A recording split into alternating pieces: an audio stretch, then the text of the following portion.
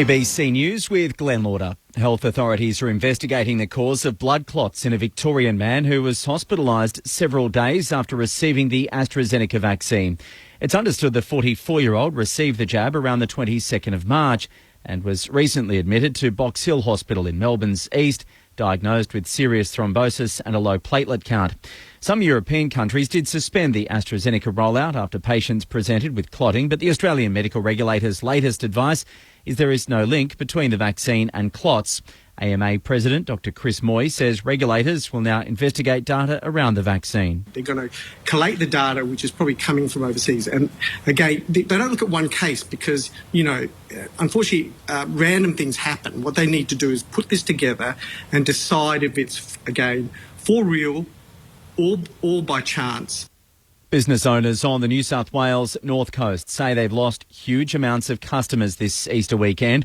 The region's under coronavirus restriction measures until Monday, prompted by a case of local transmission in Byron Bay a few days ago.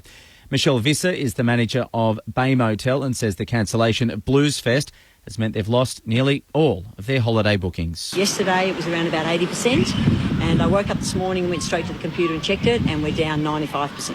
We've gone from full every night to making really great income over the Easter break with the Blues Festival to making a very miserable low winter days turnover. Queensland Police are renewing their pleas to drivers to take extra care after a fatal start to the Easter holiday period on the roads. A woman in her 30s has died in a single vehicle crash in far north Queensland. Police were called to the scene on the Kennedy Highway near Mount Garnet, southwest of Cairns. Deputy Police Commissioner Steve Golchevsky says they've already seen 22 injury crashes this weekend across Queensland's roads. It is really concerning, really concerning, despite all the messaging, that in the 24 hours till midnight last night, we'd had to issue over 1,000 traffic infringement notices across the state, so 1,076 to be precise. West Australia's Daylight Saving Party MP Wilson Tucker has confirmed that he's living in the United States, despite being elected to the upper house in the recent state election. Mr Tucker secured a seat in the Legislative Council's mining and pastoral region after receiving a primary vote of 0.2%. It's not known when he intends to return to Western Australia. ABC election analyst Anthony Green tweeted his reaction, saying it clearly shows what's wrong with WA's group voting tickets. And Mr Green says the system should be changed immediately. A fourth person has been charged after a string of disturbances in a remote community in the Victoria River region of Northern Territory. NT Police say an altercation in the town south of Katherine involved non-local workers in the town discharging fireworks directly at community members. One person's been charged with assault and firework offences. He's been bailed and the community has expelled him from the area. Police say they do expect to lay further charges. It follows the arrest of two men and a teenager in the same community, allegedly related to incidents including damage to vehicles, assaulting workers and stealing a motorbike. Heading overseas, and Germany will present a multi-billion-dollar proposal to Lebanese authorities next week, offering to rebuild the port of Beirut, which was destroyed in a chemical explosion last August. The move is part of efforts to entice the country's political leaders to form a government capable of warding off financial collapse, with both Germany and France vying to lead the reconstruction efforts. More than 200 people were killed and large parts of the city were damaged in last year's massive explosion. The Dutch government says it plans to use the Eurovision Song Contest as a test of just how the entertainment industry could safely open up again during the pandemic. As the BBC's Anna Holligan reports, authorities will allow a limited national audience into the event in Rotterdam in May. 3,500 fans will be allowed in to watch the rehearsals, semis and final on the 22nd of May. The event will be managed by Field Lab, the same group that recently conducted COVID-proof trials within a concert hall, football stadium and music festival. Everyone will have to present a negative coronavirus test before being allowed in. At the end of this month, the Dutch government will decide whether the contest can go ahead in this way without posing too great a risk to the public. I'm Glenn Lauder. That's the latest ABC News. Open your kids' ears to the world with these podcasts on the ABC Listen app. For answers to curious questions, listen to Short and Curly. What are some things you think robots will be able to do when you're an adult? Delve into Imagine This, a science podcast for the whole family. What makes a star fall out of the sky? Or explore the diverse languages and stories of Indigenous Australia with Little Yarns. We've got some very clever jargons here. Open their ears to the world. Download the ABC Listen app today. In an emergency, turn to a source you can trust. At the ABC, we're dedicated to helping you during natural disasters and extreme weather events, and to making sure the ABC is part of your safety checklist. Follow your local ABC on social media. Find and save your local ABC radio station. And for more ways to be prepared, visit abc.net.au/emergency. ABC Radio, your emergency broadcaster. ABC Sport. AFL. Get set for the deafening roar. The pent-up emotion is about to flow. Listen to the crowd roar. AFL. Fans are on their feet. Can't believe what they're about to see. The 2021 AFL Premiership season. Grandstand AFL.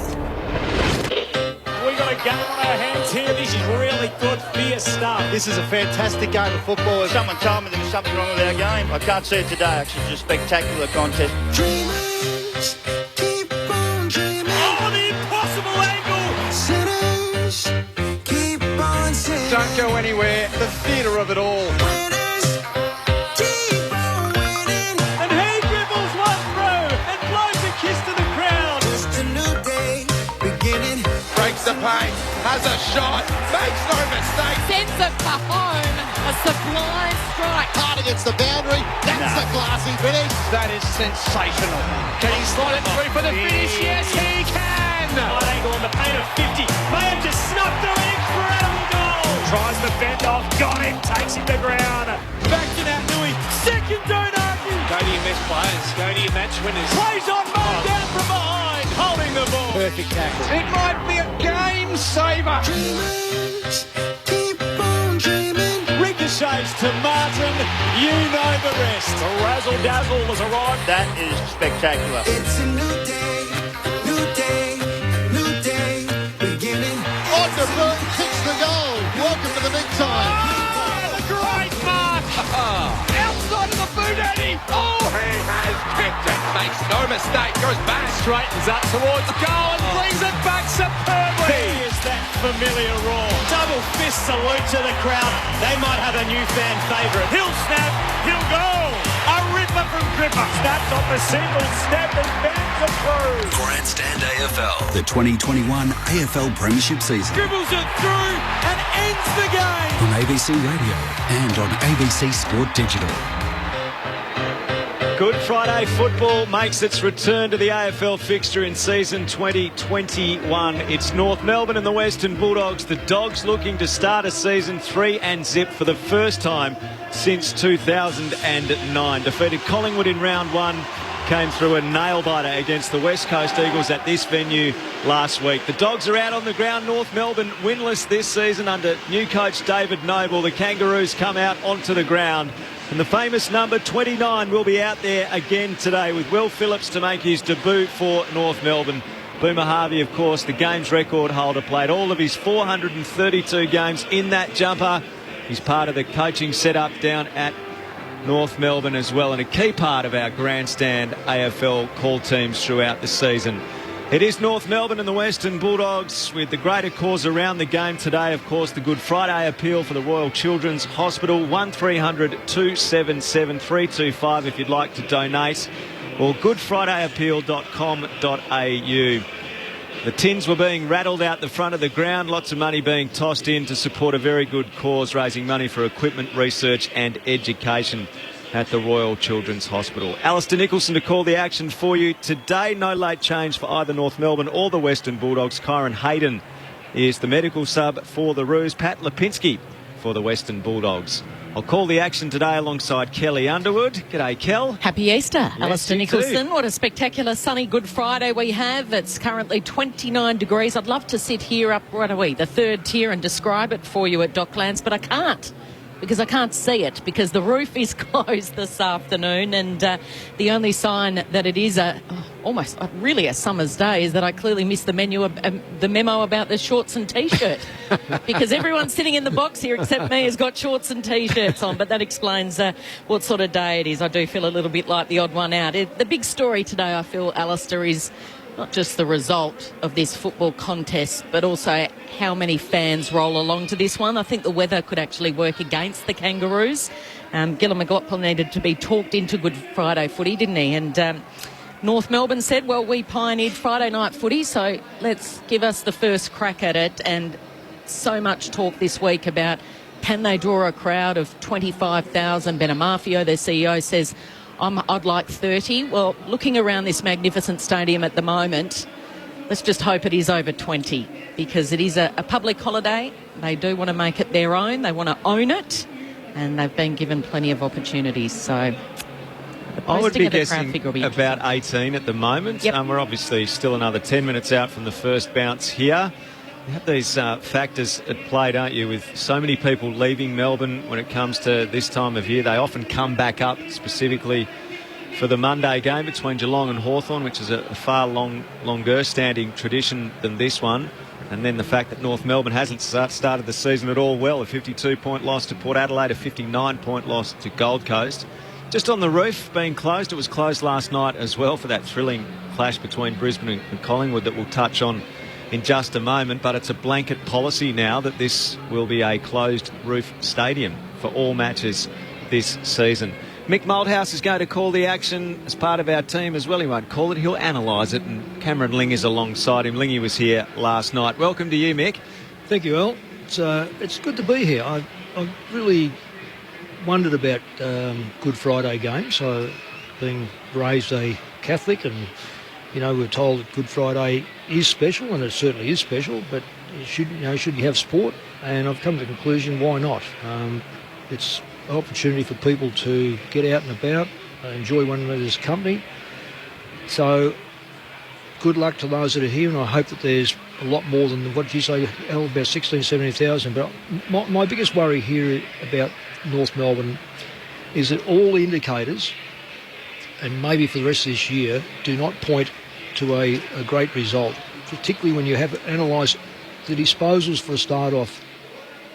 The Dogs, top 5, have more. Simpkin is next, and he's 6th. You go right through all the contested possessions, the intercept marks, the hand passes, the goals and so forth, and North Melbourne fall behind nearly every case. So this is going to take a monumental effort by North to win, but I think the thing I'll be looking for is credibility, because I think most people would have them in the bottom 2 or 3 and perhaps now on the bottom. And what you expect from a side like this, particularly with a new coach, is to show some spirit. It doesn't mean that they're going to win the game, but at least fight the game right through. And alongside Mick, Cameron Ling, who was here last night for that epic clash between Collingwood and Brisbane, decided by a shot after the siren. Zach Bailey with ice in his veins from 45 metres out directly in front, just calmly slotted it through. Lingy, it was a special night of football last night. It was, Al. Great to be here again. And I'm still buzzing from last night. Coming back in here, it was just... I was walking with someone through the corridor to come to this box, and they said, do you still get into the footy as much as when you played? And yes, nothing replaces playing and being involved in games like last night. But I am still a footy tragic at heart. A game like last night, the last 2 or 3 minutes still just draws me in completely. I was up out of my seat. I was... Every single kick, every single handball, you were riding every movement of the players out there, and it was wonderful to see Zach Bailey, a young player, after last week nearly getting the opportunity, only in his 49th game. He was never going to miss, Al. He just went back and nailed that, and the second it hit his boot, he was already off celebrating. He knew he'd got it flush. That was unbelievable, wasn't it? The way he spun around, like he spun around as he kicked the ball. He's just... I've nailed that, and I'm going to go and have some fun with my teammates here. It was fantastic, and I know Collingwood fans bitterly disappointed. Unfortunately, some Collingwood fans carried on completely terribly last night. But for Collingwood fans, are bitterly disappointed. Brisbane fans elated But it was just a really fun night at the footy, Al, and what a finish to it. There was that nasty postscript where there were some fans behaving in an aggressive manner towards the umpires as they left the field. One individual in particular caught on video doing so.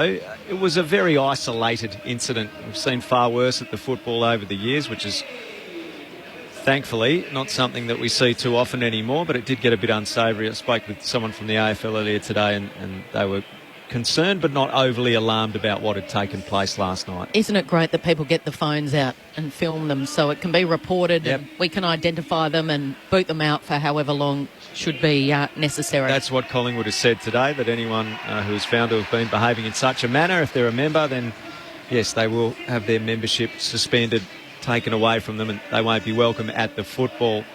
Just on last night, 0437 774 774 is the SMS number, and Tim from Wodonga has sent us a text. He says, a question for the team: how important is a dominant ruckman, given Brodie Grundy's monster display last night, yet his team still lost? Says Tim, good question, one that Nathan Buckley was dismissive of last night. Cameron and Mick, what do you think? Well, Tim, great question, and it's something that even though Nathan Buckley may have been dismissive, they will spend many, many hours this week analysing ways to capitalise on the dominance of Brodie Grundy. In the second quarter, Mick, Adam Ramanaskas and I were here sitting in this exact box talking about the fact that Brisbane's stoppage structure was terrible. Collingwood were having a field day. Easy as you like. Grundy often to Brown or Main or one of these. In it goes, another forward 50 entry. But to Brisbane's credit, Mick, they made the change after half-time and slowly got it back on track and really took over around the stoppages in the last quarter.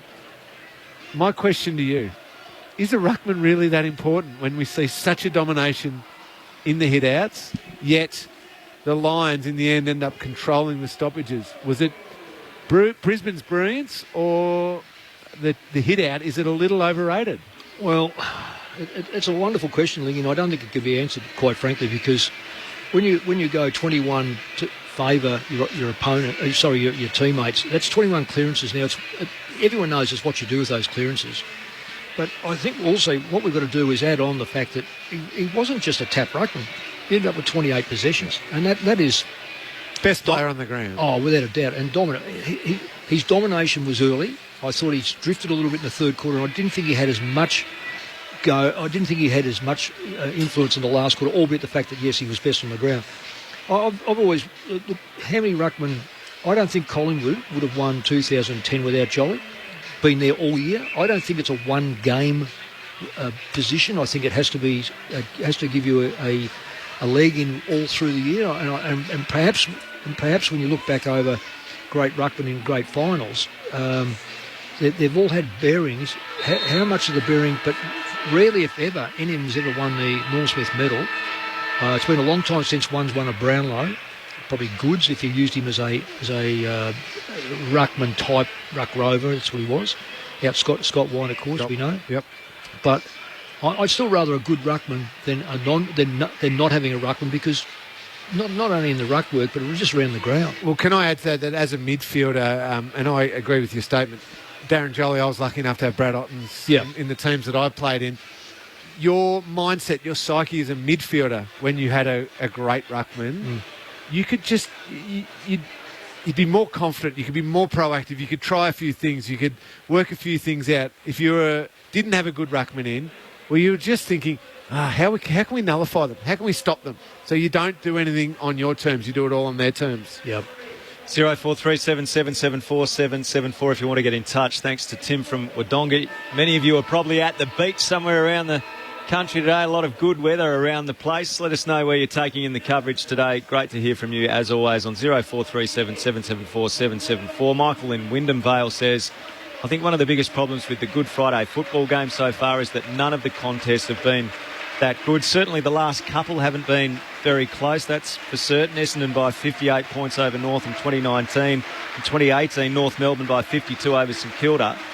But the first ever game that was played between these two teams on Good Friday was a tight one. Lindsay Thomas is behind. Had it gone through for a goal, North Melbourne would have won. The Dogs won by 3 points in that inaugural clash. We'll go downstairs to the final member of our Grandstand AFL team on the clash today, Tim Hodges. Welcome. thanks, guys. Nice to be with you. Just 30 seconds of applause. Even the players doing it for the kids who are here from the Children's Hospital. Jack Zeeble won the toss. The Roos will kick to the Coventry end. That's the right of screen if you're home watching on the telly, listening to us. It is hot outside. It's steamy inside. 31 degrees outside. A beautiful Good Friday, but with the roof closed, it feels even warmer inside. It's going to be very hot out there, guys. Ben Cunnington back, and he's bouncing off Tom Liberatore in the middle. Hope you enjoy the coverage this Good Friday. Kelly Underwood on Grandstand AFL. And the bounce favours English, although Goldstein reached right over the top. Bontempelli was going to take it. McRae said, give it to me. Dale's handball then was smothered. Falls the way of Anderson. Puts it on the left boot inside 50. Charging after it is Stevenson. Charging after him is Daniel with the helmet on. He gets it back here. He handballs to English and they try to exit it out of the defensive 50 through Scott. And Norton, a long way from home, takes a juggling mark on the City side, defensive side of that City side wing. There's some damage done already with that collision by the two Bulldogs players. One's coming straight, looks like a dislocated shoulder. You can almost read that happening just as the play unfolded. Ryan Gardner's the player, Mick, and they're not... Elbow, maybe an elbow. They don't have a glut of key defenders either, the Western Bulldogs. And they've worked it around the outer side, and English has taken the mark, but beyond the boundary line. Free kick to North Melbourne, outer side of the ground. We'll go down to Tim Hodges. Tim. Yeah, that definitely looks like the shoulder to Ryan Gardner, so he's in a hell of a lot of pain, taken straight down to the Bulldogs' rooms. A horrible start for them. North have got it inside 50. Davies Uniacke, a little pirouette, and then he dabs it in the direction of Thomas, but Wood, Easton Wood, the former captain, back into this team. They've mucked around with it at half forward here and they can't keep it in play. Jack Zeeble, good hustle.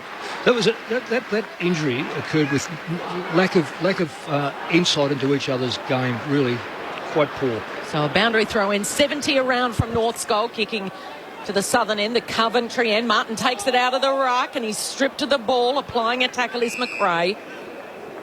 He's tackling Zerha on the bottom of that pack. It's probably lucky that North Melbourne haven't got a big forward line. They could probably get away with it, the Dogs, that injury, which is a shame. And it's a forward line that hasn't fired yet. Here's Davies Uniacke. His handball missed the target in Zeeble. Over his head, pouncing for the Dogs goes McNeil. They work it through the centre of the ground. McNeil getting involved again. A little give and go and a great mark taken by Smith. Smith over Vandermeer and then pumps it inside 50 and Bruce slides out right on the arc and he's going to get 50. So it was a one-on-one and Bruce is marked in front of Mackay and Mackay pinged for 50-metre penalty. Well, I'm still trying to work out why he's 50. I think because he slid in and the umpire said that he's knocked the ball out of Bruce's hands. Bit of push and shove going on while Josh Bruce pops the first one through. Thank you very much, Cameron Ling. There's a little push and shove inside the centre square. A minor little melee as about 10 players come in, 12. And now they slowly separate, and it's action stations everywhere. Bruce with the first goal of the afternoon, but it's all happening down on the boundary right in front of Tim Hodges. Well, this is amazing, Cal. Patrick Lipinski was the medical sub for the Bulldogs. He is the medical sub no more. The 3rd minute of this match, he's got the T-shirt off. The paperwork has been processed and just goes to show the doctor took less than 20 seconds to diagnose Ryan Gardner. That shoulder was out. It's not going back in a hurry. And he is out of this game. Lipinski is in. It was interesting. It's so hot down here, guys. The industrial fans have been called, and they were setting them up on the side of the benches, and the doctors and physios were helping them. They didn't actually see that Gardner injury until 20 seconds he was down on the ground, and they were running out to him. So, it just goes to show how hot it is down here that industrial fans are being used at both benches for the Roos and the Dogs.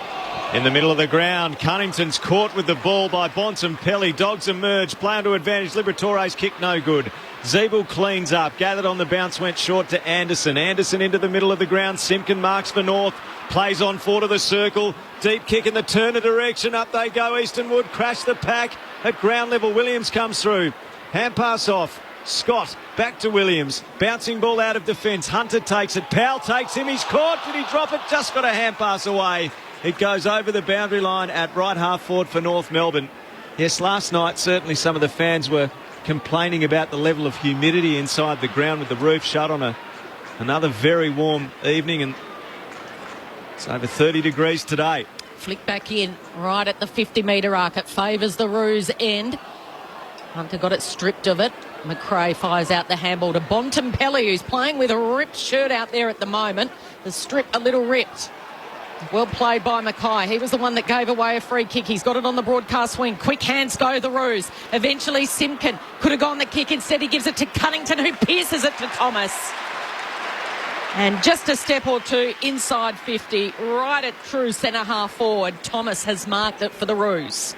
Bit of signs there by North, just flicking the ball around, getting it to the free player, and Cunnington with the experience didn't just bomb away. He was on his left side and could have been forgiven for just throwing that on the boot and going long to the hot spot, but instead lowered his vision and hit up Thomas. Nice play. He's on the runway. Thomas inside the centre square, now right on 50. He sends it on its way and it's offline. He's missing to the left.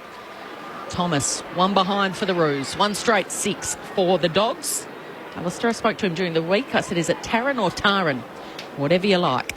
That's what they all say. Yeah, Taran, the clubmates say. Mum says Taran, yes, so now exactly. I'm confused. We went with Taran the first year, and coming through the junior ranks from Tassie, he was always known as Taran Thomas, and then we were told by the club at the start of last year, Taran. So Taran Thomas. On the half-back flank, English has marked the kick in. He goes around the wing. Goldstein intercepts. Takes the mark for North Melbourne. Goes short. Mark taken on the edge of the square. Davies Uniacke drives North Melbourne forward to a dangerous spot. Oh, good mark in defence. Alex Keith outpointed Larkey and then shoved him to ground. This might be reversed if he's not careful. That was the big open-handed shove, and it floored Larkey, who perhaps put a little bit of dramatisation into it all, but nevertheless needless from Keith, and lucky to still have his kick at full back. He runs through the back pocket. Kicks towards the back flank. Wood up in front. Walker the spoil for North. Hunter can't get it at ground level. Goes again. They all pile in around it, and we'll have a ball up. 70 around from the North Melbourne goal at right half forward. The Dogs won straight. North won behind at the 6-minute mark. Great umpiring. That really great umpiring, and a really good umpire too. So just a step or two from the boundary line near the interchange gates here. English goes at it with both hands. Grundy light. We saw that a lot last night. The umpire's blown his whistle. He's seen something off play. It was a holding call, and the free kick will go to the number 29, that famous number 29, Will Phillips, the debutant. Guides that cautiously. Too much to ask Phillips to just try and balk the man on the mark and go around him. To Jed Anderson, who sends it to the hot spot. It slipped through the fingers of Wood, who's at the back there. The hurried kick out of the defence from the Dogs has landed in the lap of Aaron Hall. He had to take a diving slips catch, but Hall's got it. And just a few metres around from where Thomas had his kick a few moments ago. He'll need to kick it from 50, just the slightest of angles for Aaron Hall. Never really reached the heights that I thought he would, but he's good for this distance. He's such a talented player. Somewhere or another just lacks that intensity, or at times you need him. He's got the cornrows in, part of the new hairdo for 2021. So he's got swagger. He's got swagger on the footy field as well. Straight as an arrow for Aaron Hall. And they hit back quickly here, the Roos. 117 North Melbourne, one straight 6 the Western Bulldogs. There's never been any denying his ability to do that. That's right. Find the footy. I think it's on the other side of the ball. So if he's playing as a midfielder, Absolutely. Yeah. He just doesn't quite have that defensive side to his game. But when he's getting it and he gets it in the forward half of the ground, he can be damaging. Oh, too right, he can. Lingy, one of the things, for those that aren't watching this game but listening to us, the man on the mark then, the player with the footy now knows the umpire can't quickly call play on. So what he does, he comes out on that arc, and the player on the mark can't move until the umpire yells out play on. By the time he's yelled out play on, that player, like in this case Hall, has already gone 5 metres and now has open space. So he actually doesn't. He runs to about the line of the bloke on the mark, whereas before he's to kick it behind him. English opposed to Goldstein. Goldstein the tap down to Simpkin, off to Anderson. Hoisted inside 50 again. Thomas in front being held. Taran Thomas the free kick. 35 from goal to the left of centre. Bright start North Melbourne. See, that's a good sign on Easton Wood, who is so strong in a one-on-one contest. Just took that front position and, it was barely a grab of the jumper. Maybe the right hand from Wood around a little bit. A little bit of grabbing, but not heaps there. but great strength to hold his front position against a more experienced player. David Noble labelled last week against Gold Coast unacceptable. He'll be more happy with this start, but Taran Thomas has missed it. He ran over and high-fived Ben Cunnington after that shot at goal, which had been signalled a behind, so he felt a bit better about the kick than the goal umpire did. 1-2-8 North Melbourne. The Bulldogs won straight at the 9-minute mark. Daniel short to Keefe, back to Daniel, and now to Duray. The kick was smothered brilliantly there by Lazaro, but Lazaro gets it, couldn't pick it up cleanly enough and finishing it off as he took off 20 metres out. He was caught, and the Dogs defenders breathe a sigh of relief. Now McRae in the back pocket. Kicks it long and strong. Goldstein in the pack. So too English fires out the handball. It comes to Treloar. Goes down the city wing. Long. Getting there but couldn't take the mark was Bruce. Vandermeer. Back inside to Smith. They're off here, the Dogs. Smith, although his kick is out of bounds on the full. It was a little 15-metre chip pass. I reckon the Dogs have put their watch forward. They haven't started yet. Well, they think it's tomorrow or Sunday. They're not as sharp, are they? Compared to what they played at last week. The level. North Melbourne out of defence. Zeeble to Walker, by hand to Hall. Hall kicks North Melbourne to the half-forward flank. Lazaro one-handed couldn't take the mark. He's bumped off it by Duray, who picks up for the Dogs. He's in a bind. He gives a hand pass away to Marnie of North. His hand pass put Zurhar under pressure. He's tackled. Got a hand pass out. Daniel pinched it. Off to Lipinski, the medical sub, already involved. Off to Delore. His kick smothered. McRae gets it. Farms out a hand pass. Dunkley needs to be clean. He's barreled. Hammered with a big bump there by Walker. Still he gets it out on hands and knees. Treloar to Daniel by hand.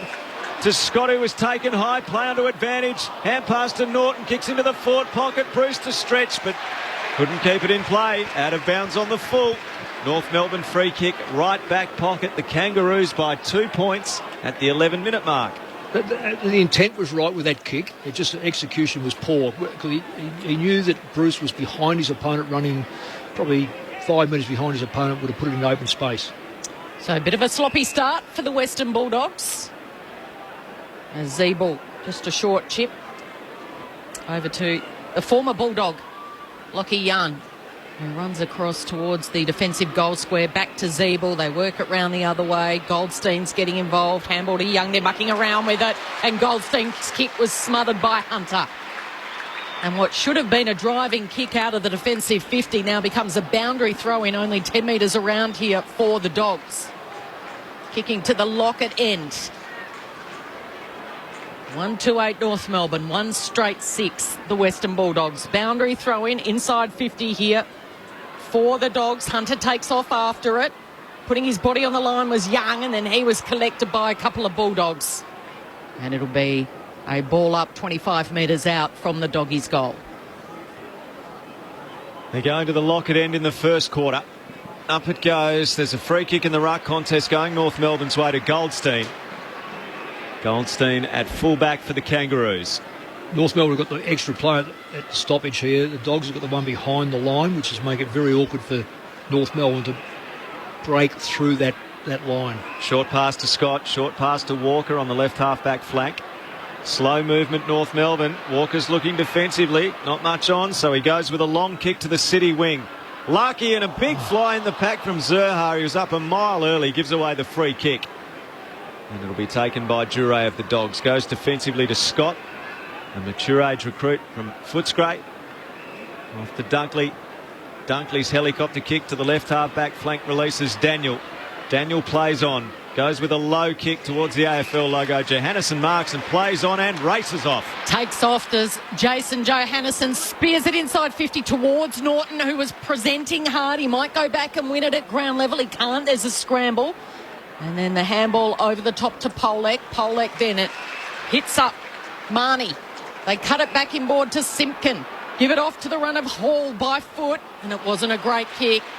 It was to the Bulldogs. Easton Wood took the mark. He uses Keith, who handballed to Smith. Got himself out of a bit of a pickle. Now a 50-50 ball because Smith tried to get it to Keith. Keith takes off for it. Smith kept running. He accepted the handball and he drives it long. Norton forced to jump from behind, straight down to Bruce. Snaps on his left. How about that? Norton and Bruce combined for the Western Bulldogs. 2 straight 12. They lead by 4 points. 1-8 North Melbourne, and we've gone 14 minutes in this first quarter. Two young players who are so exciting. I know we go on about them a lot with the Bulldogs. Bailey Smith's willingness to join in and link up and get that extra handball received to break the line. And then the long kick comes in, and yes, you want it laced out, and yes, you want to take a beautiful mark when you're a key forward, but sometimes you just got to scrap. Aaron Norton's willingness to compete and bring it to ground created that goal for Josh Bruce. Great play, Bailey Smith and Aaron Norton. I totally agree with you, Lingy. In fact, he had to run about 15, 20 metres to actually contest that, and he had no intent on marking it. It was just bring the ball to ground, give the Dogs a chance. Full credit to Bruce. I've been a very harsh critic. 2 hands in the air. Let's hope that he's able to put 3 or 4 fingers up at the end of the year. End of the day. He's had a good start to the season, Mick. Treloar out of the middle of the ground. Got a hand pass. Knocked back to him by Martin, and the hand pass goes to Dale. He brushed the Davies-Uniacke tackle. Hand pass to Scott. Dogs deep again. Bruce almost slipped over, nudged out of the contest by Walker. It's off hands, and there's a free kick. A free kick for that push. Bruce will have it again. Directly in front, a chance to kick his 3rd goal. I don't understand that rule anymore, because I reckon if a forward does that at the moment and holds his ground, maybe gives a little one, bit in the side, they pay it as a mark and they let it go. That one, I don't reckon Josh Walker's done that much there in the side. Bulldogs fans rightly wondering about their investment last year. And that's an example as to why. As Josh Bruce has pulled his kick right from 20 metres out directly in front and missed. 2-1-13 the Dogs. North Melbourne 1-8 at the 16-minute mark. And the kick-in has been intercepted by the medical sub in Lipinski. Came on for the injured Gardner. So Lipinski is just going to pop it back on the edge of the goal square, and floating across was Norton. Has the mark been paid? It has. Norton launched himself from the side. Those long arms able to reach up and pluck this ball. It was knocked out just as he was coming down, but the umpire has paid it. Gee, those North defenders were all at sea then. Weren't they? Doesn't he look dangerous, though, his mobility? So only about 20 metres out. Tight angle, left forward pocket, off a step. Spins and curls it through. Dogs have got 3. 3-1-19.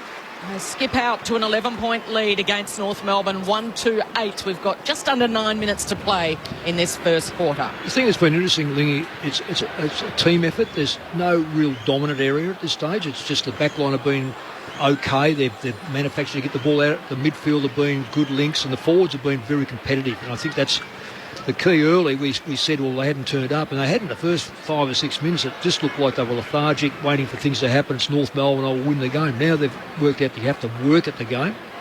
And right across the board, they look dangerous. Simpkins probably the best player for North at this stage. There's a couple of others that Thomas is okay, but it's overall North have to live now.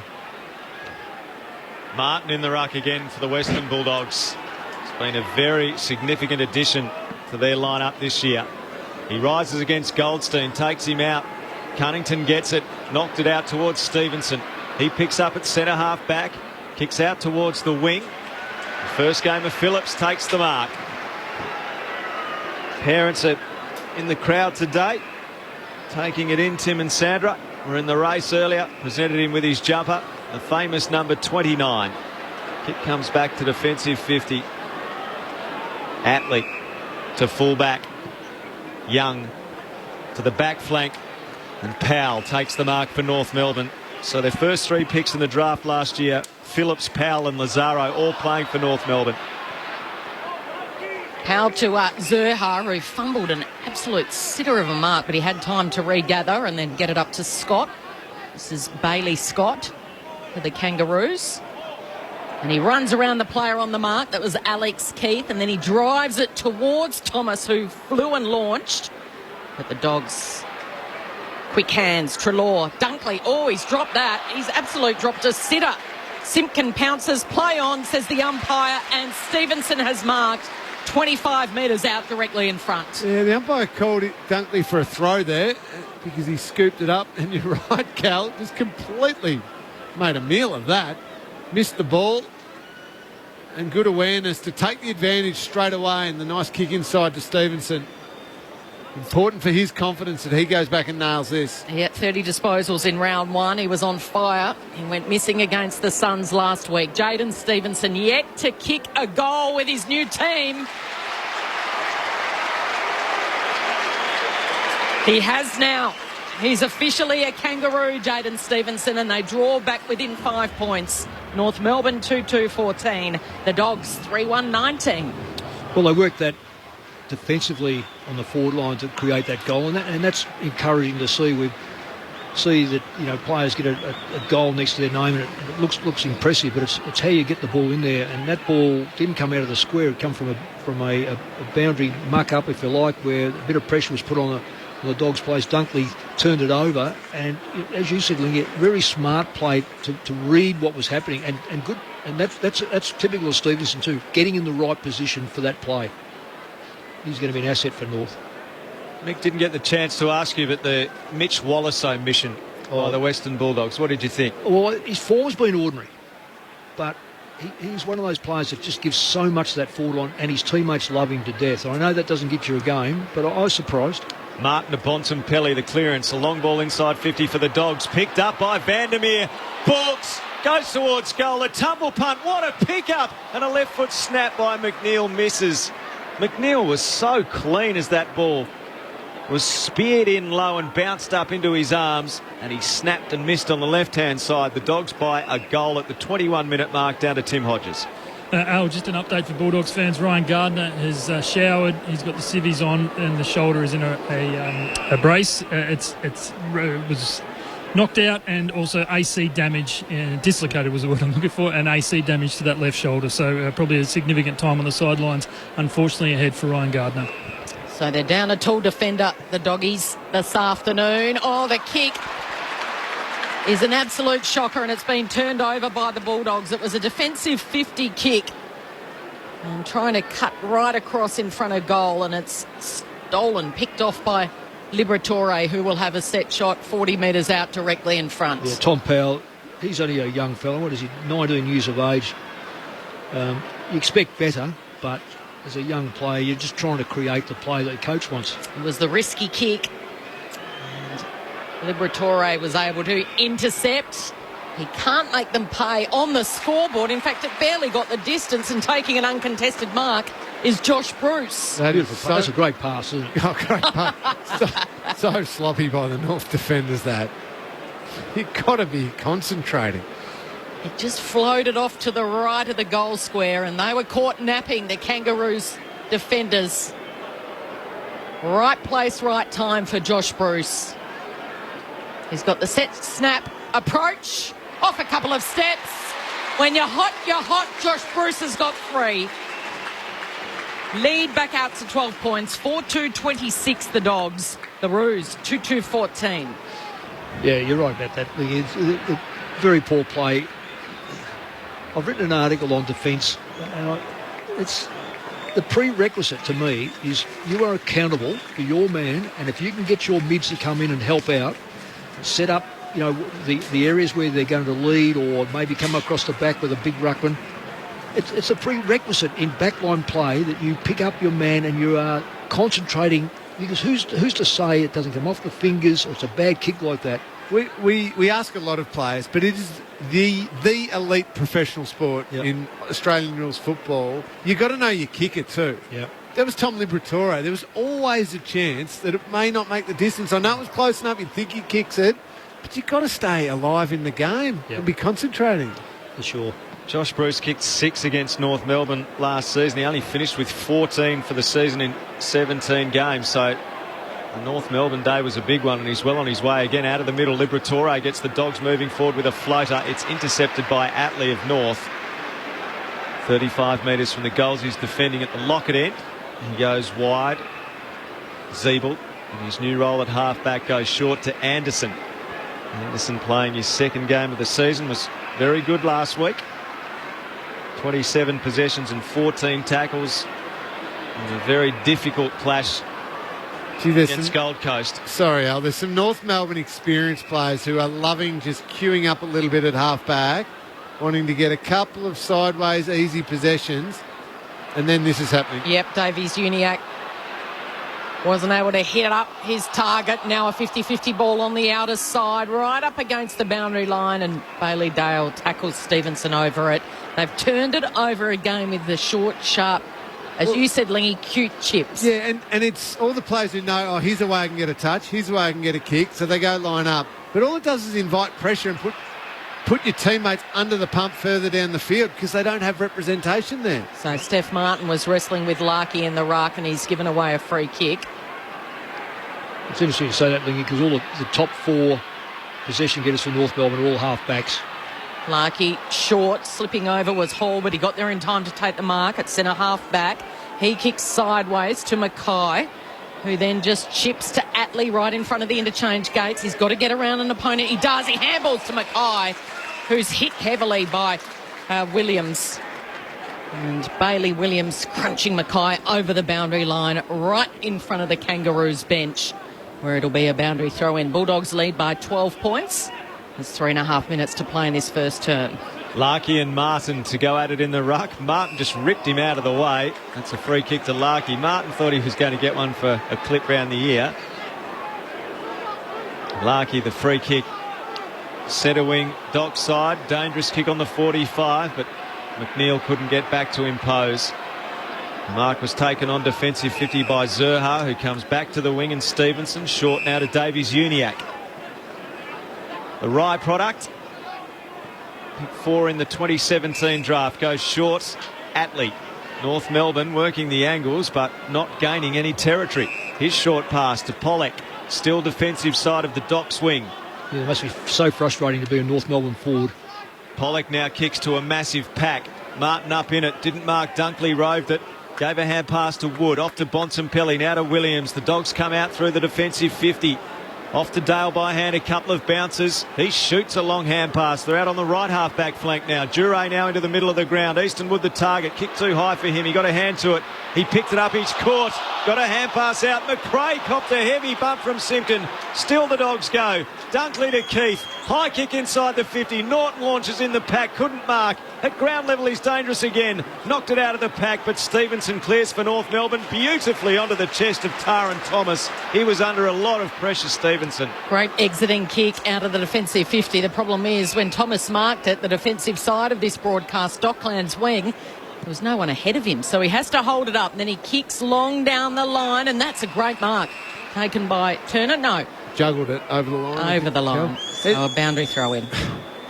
You called it spot on, Cal.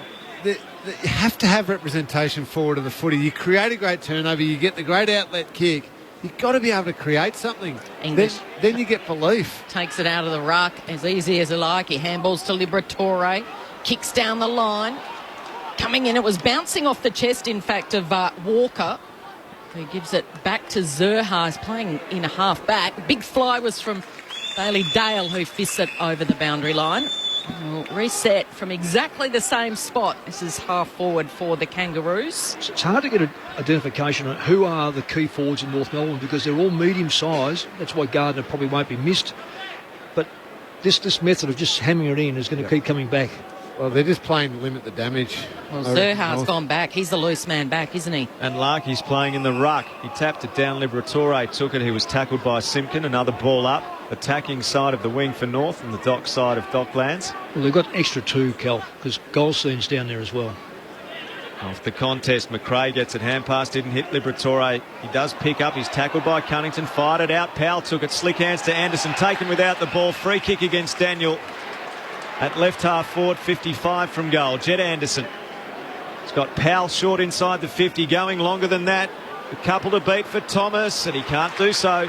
Keith takes the intercept mark. That was a very strange kick, a deep kick to the top of the goal square that was either going to be punched through or marked by a Bulldog, given they had an advantage of 2-1.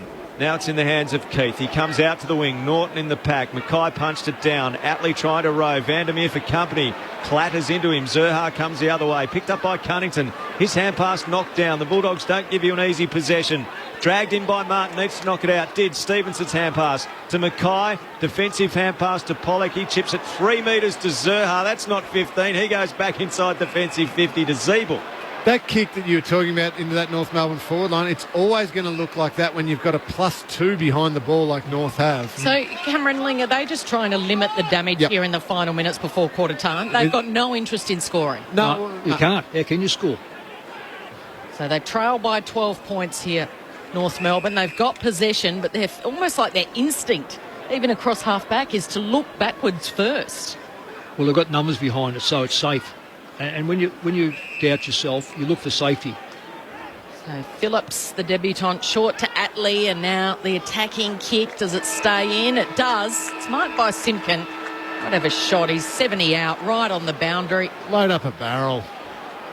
Give us something to get excited about with the way the Kangas are playing. He's hesitant. He's going forward. He's stopping. It's his Malcolm Blight moment. Oh, and we need more than Malcolm Blight. Simpkin. And that will just land in the right forward pocket. And that sums up a pretty frustrating first quarter for the Kangaroos, where they went defensive in those final 5 minutes just to try and limit the damage. They trail only by 12 points. It's the Western Bulldogs 4-2-26. North Melbourne 2-2-14. The goal kickers, Josh Bruce has 3. So that takes his tally to 7 for the year, because he came in with 4 straight this afternoon. So he's up to 7 already. He kicked 14 goals all year last year. So Bruce with 3, 1 for Norton, and for the Roos through Hall and Jaden Stevenson, his first for this club, the former Magpie. So the Dogs by 12 points at quarter time on Grandstand AFL. A lot of your text messages coming in from around the country on 0437 774 774. Let us know what you're up to, where you're taking in the coverage today, and of course let us put a name to your text as well. 0437 774 774. Lee in Glenorchy says, finally some sense from the AFL. The roof shut at Marvel, so fans and players don't have to wear hats or shield their eyes from the sun. Only 15 years too late, says Lee, so he's an advocate for the roof being closed. Steve's in Tassie as well. Love the Roos, but wow, we have some development ahead. Enjoying the call. Good to have you with us, Steve. And the Saints, an observation from Ryan on the ruck situation we were talking about in the aftermath of last night with Brodie Grundy's dominance. The Saints lost last week as a result of Gawn's dominance, the likes of Ola and Petrarca feeding off it. If the Saints had the rucks, the game no longer swings so heavily in Melbourne's favour. So that's Ryan's perspective on the ruck and the importance of a dominant ruckman. Thanks to you, Ryan, and thanks to everyone for their text messages. 0437 774 774. We'll get to more of those across the course of the afternoon. Quarter time at Docklands. Good Friday football. 4-2-26 the Dogs. North Melbourne 2-2-14. This is Grandstand AFL on ABC Radio, ABC News Radio and ABC Sport Digital. When history is made. It's all over. India have won. India have won magnificently. ABC Sport is there. He's over the halfway line. Mansour coming. Game, set, bingo. Premiership. Commercial free. The Tigers are still the best team in the land. 3 flags in 4 years for Richmond. ABC Sport. On radio, online and on the ABC Listen app. The 2021 AFL Premiership season on ABC Radio and on ABC Sport Digital. Now a 50-50 ball because Smith tried to get it to Keith. Keith takes off for it. Smith kept running. He accepted the handball and he drives it long. Norton forced to jump from behind. Straight down to Bruce. Snaps on his left. How about that? And the kick in has been intercepted by the sub, the medical sub in Lipinski. Came on for the injured Gardner. So Lipinski is just going to pop it back on the edge of the goal square, and floating across was Norton. Has the mark been paid? It has. 20 metres out, tight angle, left forward pocket, off a step. Spins and curls it through. Quick hands, Treloar, Dunkley. Oh, he's dropped that. He's absolute dropped a sitter. Simpkin pounces, play on, says the umpire, and Stevenson has marked 25 metres out directly in front. Jaden Stevenson yet to kick a goal with his new team. He has now. The 2021 AFL Premiership season on ABC Radio and on ABC Sport Digital. Quarter time at Docklands, the Western Bulldogs 4-2-26 lead North Melbourne 2-2-14 in Good Friday football. The game is a focal point today, but around it, the very significant 90-year-old tradition of the Good Friday appeal for the Royal Children's Hospital, raising funds for equipment research and education. You can donate via goodfridayappeal.com.au or by ringing 1300 277 325. Alistair Nicholson calling the action for you this afternoon with Kelly Underwood. Tim Hodges is on the boundary. Ryan Gardner out of the match very early with a shoulder injury.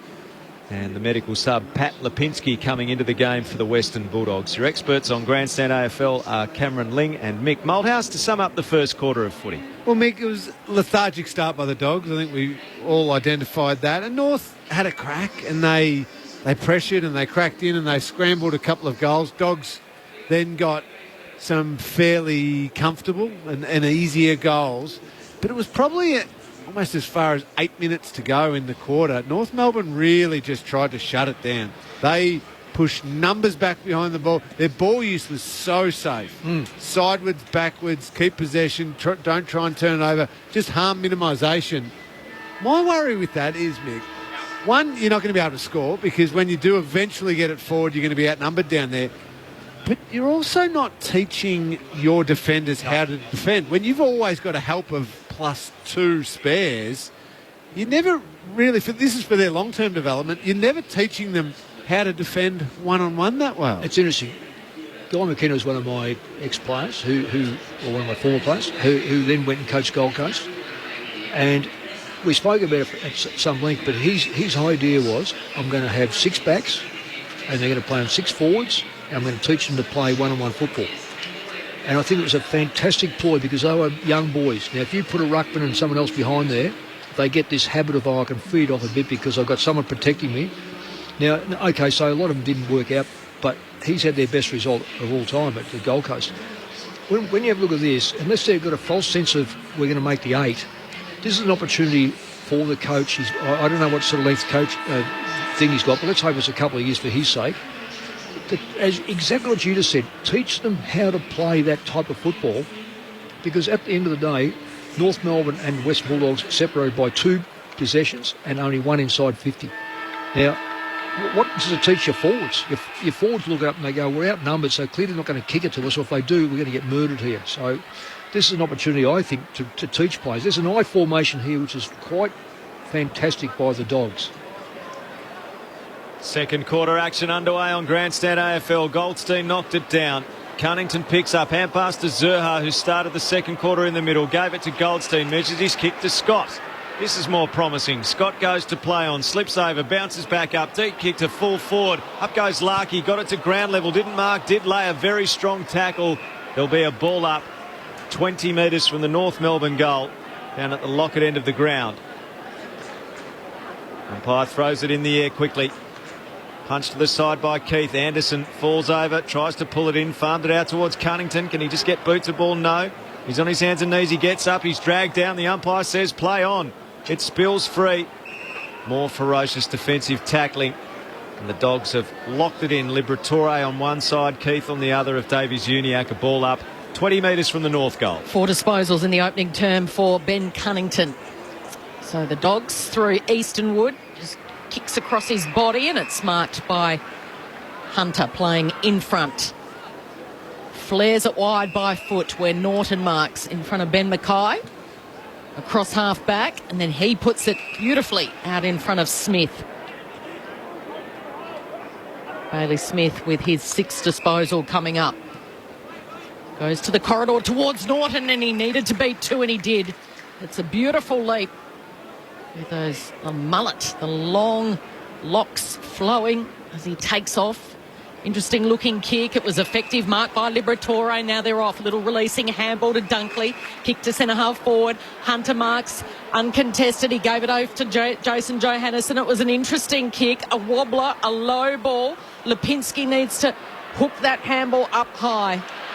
And it's coming really good by the debutant Phillips, who got it. Gave it over to the Kangaroos. The driving kick out of defence is punched over the boundary line by Duray, over the top of Turner, and it'll be a boundary throw-in on the City side wing. Someone needs to convince me why Jared Pollock's playing for North Melbourne. And so he let Lockie Hunter walk through the middle of the ground there. He was with him over here in the wing and just left him, did whatever he wanted, and it really should have ended up with a Bulldogs goal. Well, there's been a lot of talk about him, hasn't there? And from the previous coach, previous club. That kills you, that sort of thing. Boundary throw-in led to a ball up after there was no clearance. Dogs get it here from the ball up. Johannesson farmed it out. Stevenson had it, tackled, dispossessed. Stevenson goes again for North Melbourne. Hand pass to Simpkin, all under pressure on the wing.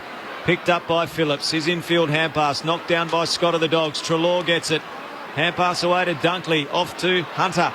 Back in the Dunkley direction again. Couldn't win it. Scott did in tight. Martin's barrelled by Goldstein, who picks up Dunkley. Drags down the Giant. It spills out towards Treloar. Can't pick up. Cunnington did. Fends away from Norton. He's fended away and thrown the ball out. So a Western Bulldogs free kick, much to the chagrin of the Kangaroos fans. Well, that was a rugby league pass. Norton inside 50 to English on the lead. Comes out and takes a strong mark directly in front, 35 from goal. Well, they can do some serious damage to the Dogs this year if they can get their backline cleaned up with another player of height. This forward line, when you analyse the 4 goals have been kicked so far by their 2 talls, and the third shot on goal is going to come from another tall. They can do some serious damage.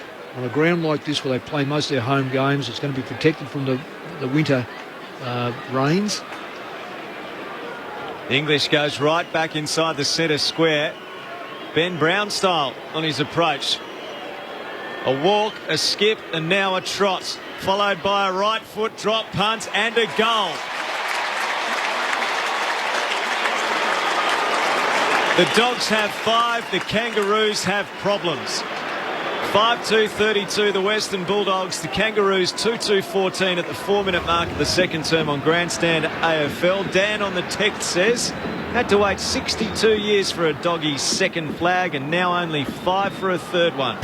Sons of the West, cheers from an old dog, says Dan. Hope you're enjoying the coverage, Dan. Good to have you with us. Brilliant.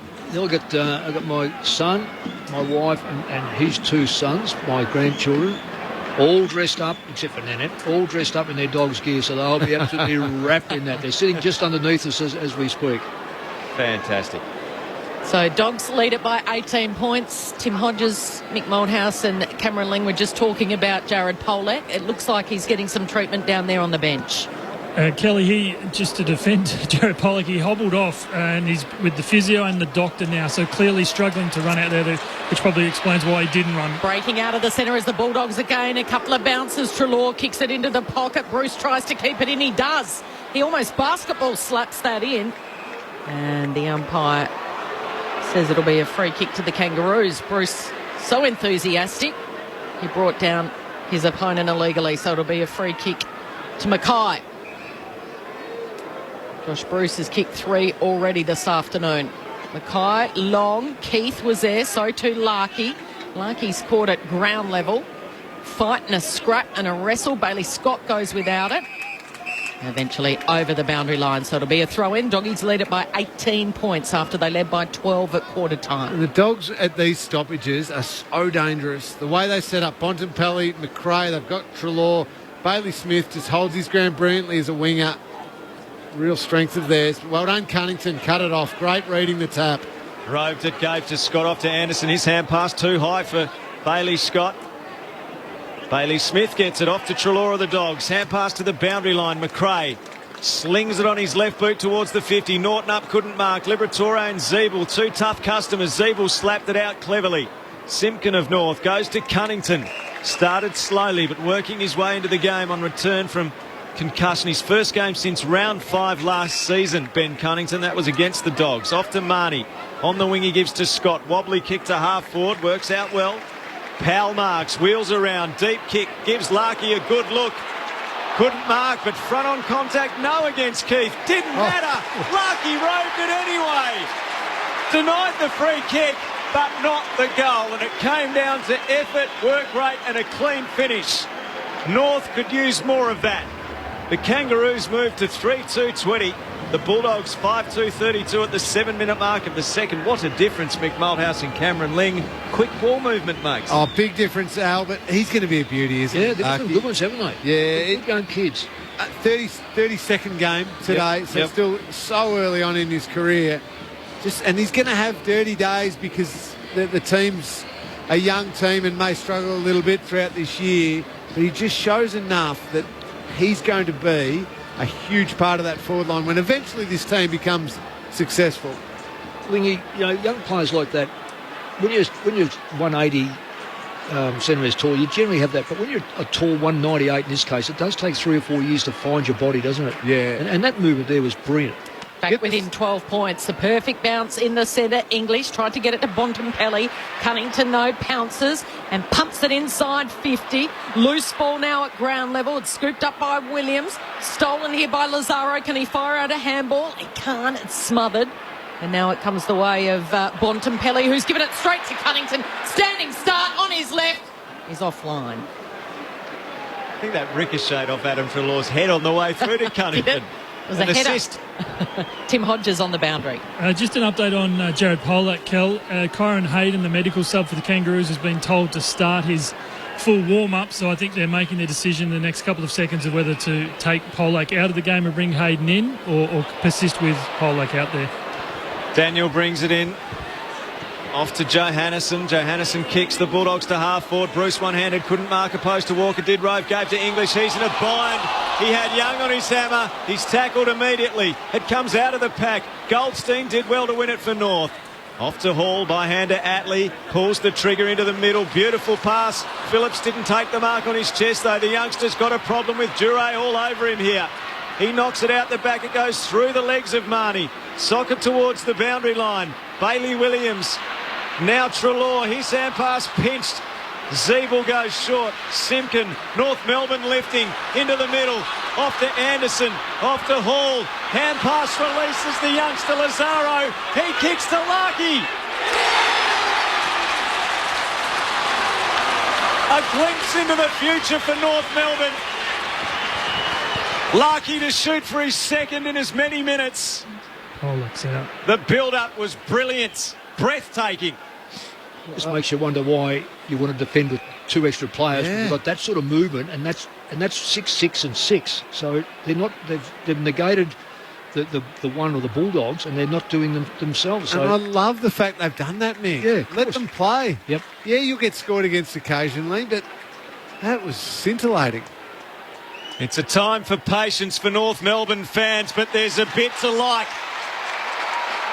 It's a glass half full approach as Larky puts it through. And the Kangas draw back within just 5 points at the 10-minute mark of the second quarter. 5-2-32 the Bulldogs. North Melbourne 4-3-27. Tim Hodges, happenings on the boundary. Yeah, it's all happening down here for North Melbourne. So Jared Polak, it looks like a left hamstring. It looks like awareness that he wanted to come back on the ground, and even now he's just jumped on the back seat of the bench, and he's not particularly happy to be out of this game, but some ice is being applied to that left hammy. That means Kyron Hayden has been activated and he is into this game. So Hayden in and Polak out of the game. So both medical subs, both activated before half-time, guys. So Larky with his second goal of the afternoon. He's gone back-to-back, in fact, in this second term. Coming into the game this afternoon, Larky and Zurha were their 2 leading goal kickers from last year, and they'd kicked 1 between them. So Zurha off the bench, straight down into the forward line. Hang on, we might have a hit the post here. Poor Nick Larky might have one of those taken away from him. Yes, they're already set for the bounce, and the there's a spike on the edge technology as it went past the post. So we're being dragged back down to the northern end, the Lockett end, for a reset, and the goal umpire says, yep, it's hit the post, and signalling a behind. So let's take 1 goal off Larky. He's got 1. Alex Keith called that straight away too. He did point straight to the post.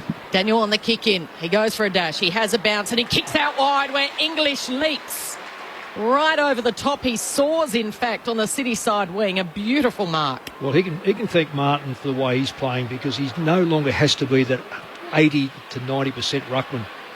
It's really helping his game. English high and long, plenty of air in that kick. Norton just paddles it to his own advantage, chases after it. Liberatore picks it up and a quick kick inside 50, bouncing in front of Bruce. Bruce goes without it. Walker's there. Handballs to Simpkins, set upon by 3 Dogs and brought down. A bone-jarring tackle. Bruce was one of them. Teammates come in and... Well, I hope Bruce doesn't take this, because he's on his non-preferred side. His 2 players had him. He wants it, Mick. Well, of course he wants it. He's a forward. Glory hunters. So Simpkin is penalised. He's now the man on the mark, so he can't move. He's a step in from the boundary line in the left forward pocket at the southern end. Bruce says, sure, Mick, I'm a left footer, but I'm going to take it. Well, and I'm going to have a crack because I've kicked 3 so far today. Well, Lingy was a full forward, so you'd understand how he feels. He steps over the boundary line. He goes the banana on the left and he strikes that into the post. See, he shouldn't have taken it. Oh, he missed it by millimetres. It's a point. Take it every time, Mick. Of course they do. I'm only jealous. Dogs lead it by 11 points at the 13-minute mark of the second term. Oh, I would have loved to go forward. Kangas bring it out of defence. Zeeble short to Young. And the turnover ball out of defence. The kick went towards Hall, but intercepted by Lipinski. Sloppy from the Kangaroos. They have moments where they look good, but moments where they undermine their positive work. Lipinski is 40 metres from goal, hard angle to the left. But they still have the numbers around the play, Al, and that's important. What Lingy said before, just keep numbers there. Lipinski, he's a right footer, so this will be a good test. You Dogs fans might have been surprised that he wasn't in the starting 22, and he shows why with a beautiful finish. Tight angle, 40 out, no problems for Pat Lipinski. The Dogs by 17 points at the 14-minute mark of the second quarter. The Western Bulldogs 6-3-39, North Melbourne 3-4-22. Rest my case, right footer, right foot inside. Stop making sense, Mick.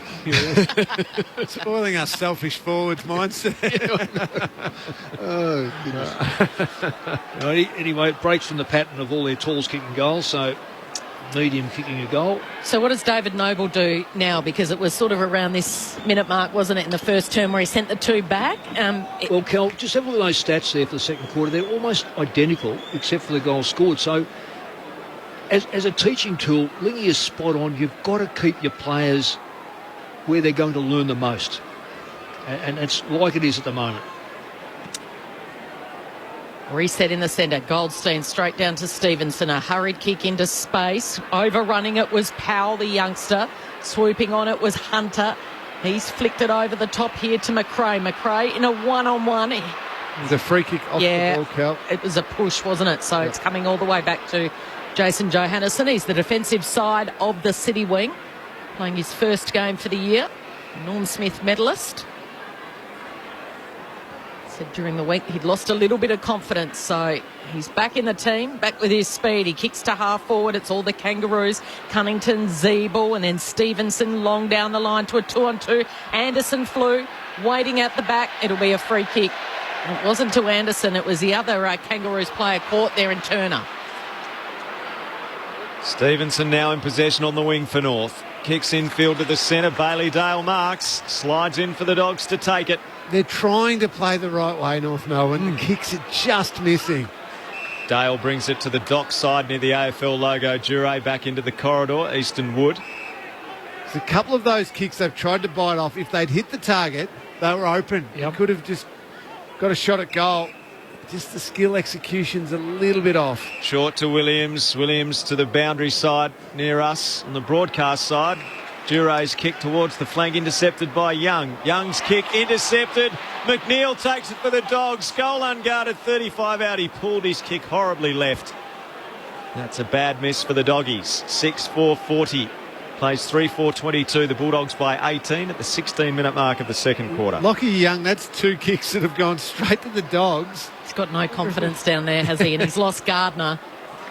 So he's one of the only few tall defenders down there playing against his old club.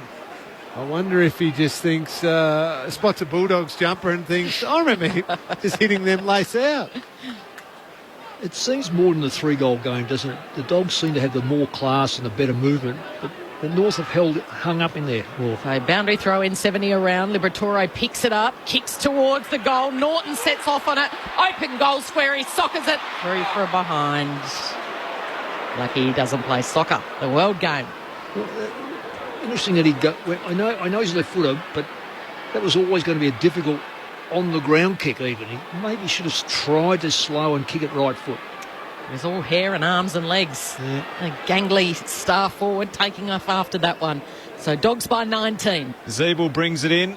Martin almost marked in the pack. Duray on his knees gets a hand pass out. McRae was strong. Dale, in fact. Now to Dunkley. Off to McRae near the logo. He goes infield. Back point of the square. Wood. Short to Johannesson. He'll hit the ground running. Off he goes through the centre corridor. Kicks inside 50 for the Dogs. It's a poor kick. Oh dear. Young back with a flight. Didn't mark. Cleaned up by Mackay, but they're under pressure. Off to Young, off to Anderson. By hand to Zerha, to Goldstein, who kicks back to the goal square.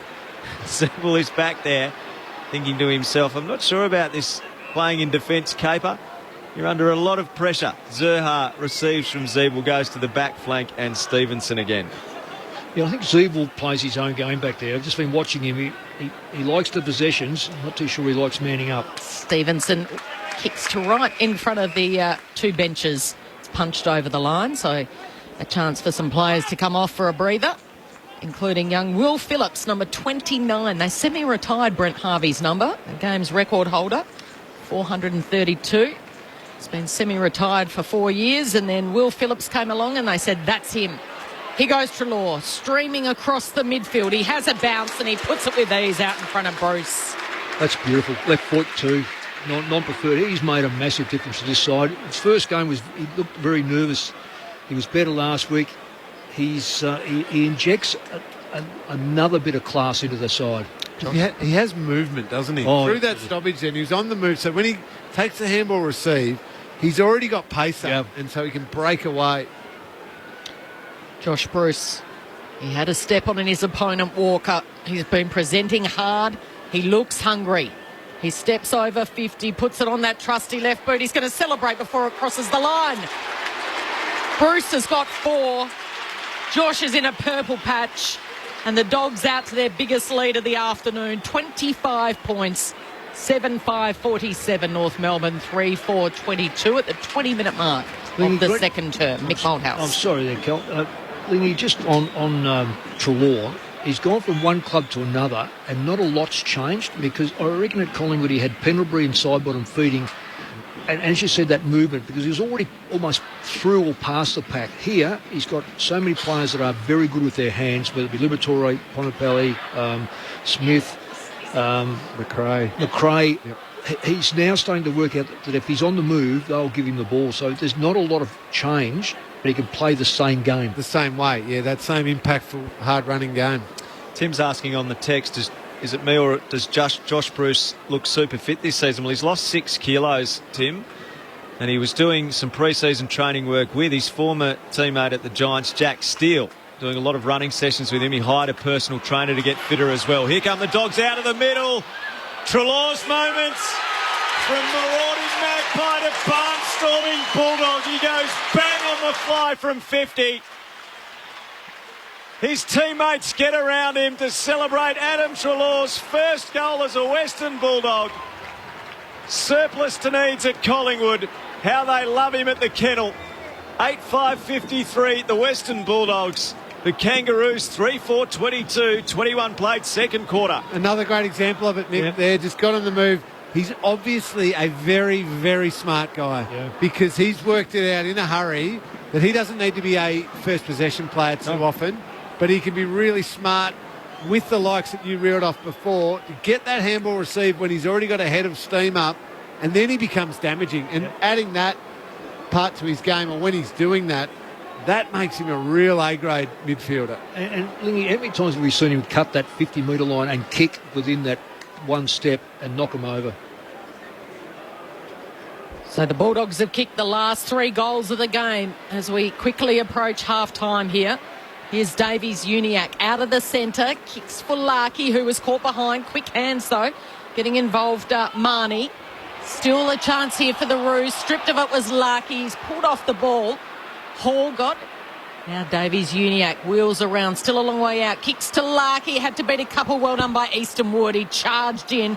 At ground level scrambling was Daniel. Fires out the handball. Smith's involved, so too McRae, and now Martin back to Smith. They try and work it by hand out of the defensive 50, and they do just that. A high kick towards English, taken by Martin on all fours. Oh, ridden into the turf.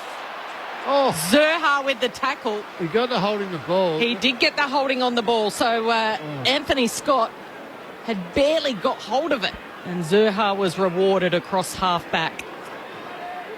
That first kick, though, they've just kicked in now, it's gone to a player who can't move the ball. And there's the third kick, and they've gained this is the fourth kick. Well, I think that's now worry, isn't it, Mick? Those few goals in a row from the Dogs. Yep. Hang on, this could get out of control. Zurhaar to Atley to Powell, back to Zurhaar, who kicks to the wing to the contest. That was finally the long kick, but the Dogs intercepted it. Bailey Williams sweeps it back out of defence. Bailey Dale kicks to the wing. There's a good mark. Walker opposed to Dunkley. I don't know why Dale went there. He had 2 players who were totally clear. Great pressure from Charlie Lazaro. And it'd be 50 metres. And guess who? Dunkley has offended. And Walker, he might just be within range here. The man on the mark's going to be 47, or the umpire's still wandering back. Still going. All right, it's a 40-metre set shot for a player who started his career as a forward, was turned into a defender at Brisbane. He's done a bit of both at North Melbourne. I think it was Vandermeer. No, it was. Yeah. Certainly Vandermeer. Ran too close to the mark. Didn't interfere one little bit.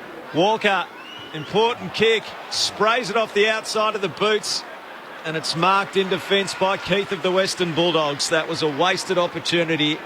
North can ill afford to waste the opportunities they get. I love the way Keith goes for his marks in defence. Oh, good pressure.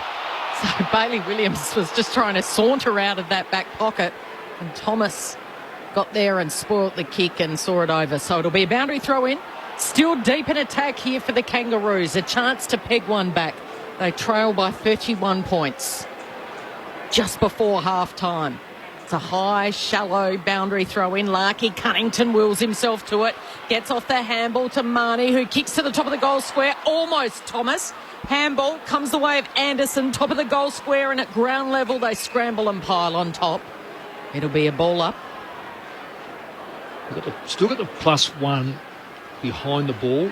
Not influencing play at all, so the Dogs have got the extra number. Markey in the ruck, he gets it down. Davies Uniacke was there, but Dale, quick hands to Daniel, fake one way. The poise and the presence of mind to go the other.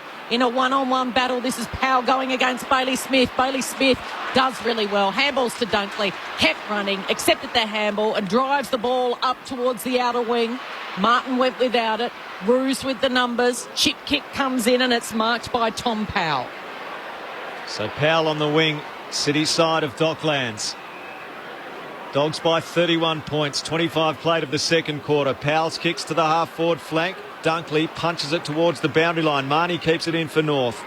Hand pass away. A nice shimmy, Davies Uniacke. His hand pass knocked down by Dunkley, who gathers, gives to Daniel, off to Smith of the Dogs. Hand pass Treloar. Hand pass was low down, but Dunkley cleaned it up. Off to Daniel, off to McRae, by hand again. The handball club's back for the Dogs. They're in a bind though. Daniel, Dunkley, a handball now to McRae, who's pushed off his kick and it goes out of play. They had about 53 hand passes in a 1 metre squared area over on the far side of the ground at right half forward. I think it's a commentator's challenge, isn't it? How long can the commentator stay up with us?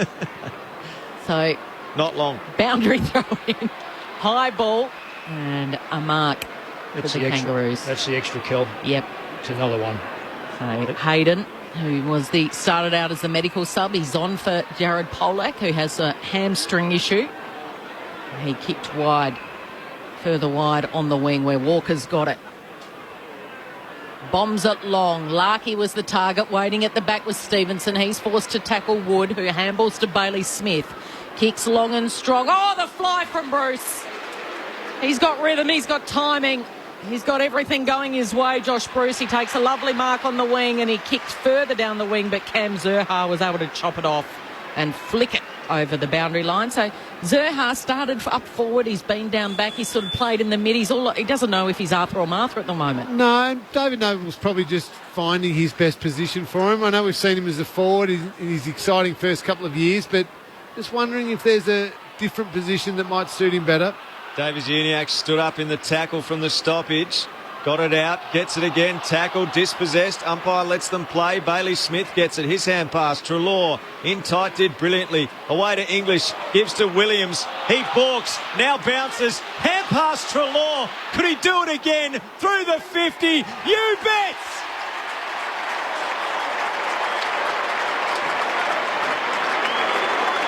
The Bulldogs roar for Treloar. A 37-point lead. Adam Treloar's kicked the last two in trademark fashion on the run. We're at the 28-minute mark of the second quarter, and the Bulldogs move to 9-5-59. North Melbourne 3-4-22. Bailey Williams' confidence right now is sky high. He took on a couple of players there and got the handball to Treloar, and after that magnificent moment last week, late in the game against West Coast, where as the solo defender, he beat three West Coast forwards to eventually get the ball down for the match-winning goal for Marcus Bontempelli. He has come so far, Bailey Williams. Plays undersized as a defender, but created perfectly then. When you think of the first game too, when he played on Cox, and they had full faith in him being able to expose his lack of intensity, I suppose. So Goldstein takes it out of the air and then kicks it forward. It's a tumbler. The Dogs with the numbers. Defensively, Johannisen pounces, takes off, and then steadies with the kick. And Lipinski marks uncontested across half-back. Started as the medical sub. He was dropped this week at selection along with his vice-captain in Mitch Wallace. Injected straight into the action with Gardner coming off with a nasty shoulder injury. Here's Treloar. He's kicked the last two. He's marked just inside the centre square. Penetrating kick towards Bruce. He might have been held. He tried to claim he was. Now they're under the pump. Oh, stray handball, pouncing on it and firing it back to a standing start. Dunkley, he misfires. They are absolutely under the pump, under siege, this young North Melbourne defence at the moment. They trail by 38 points.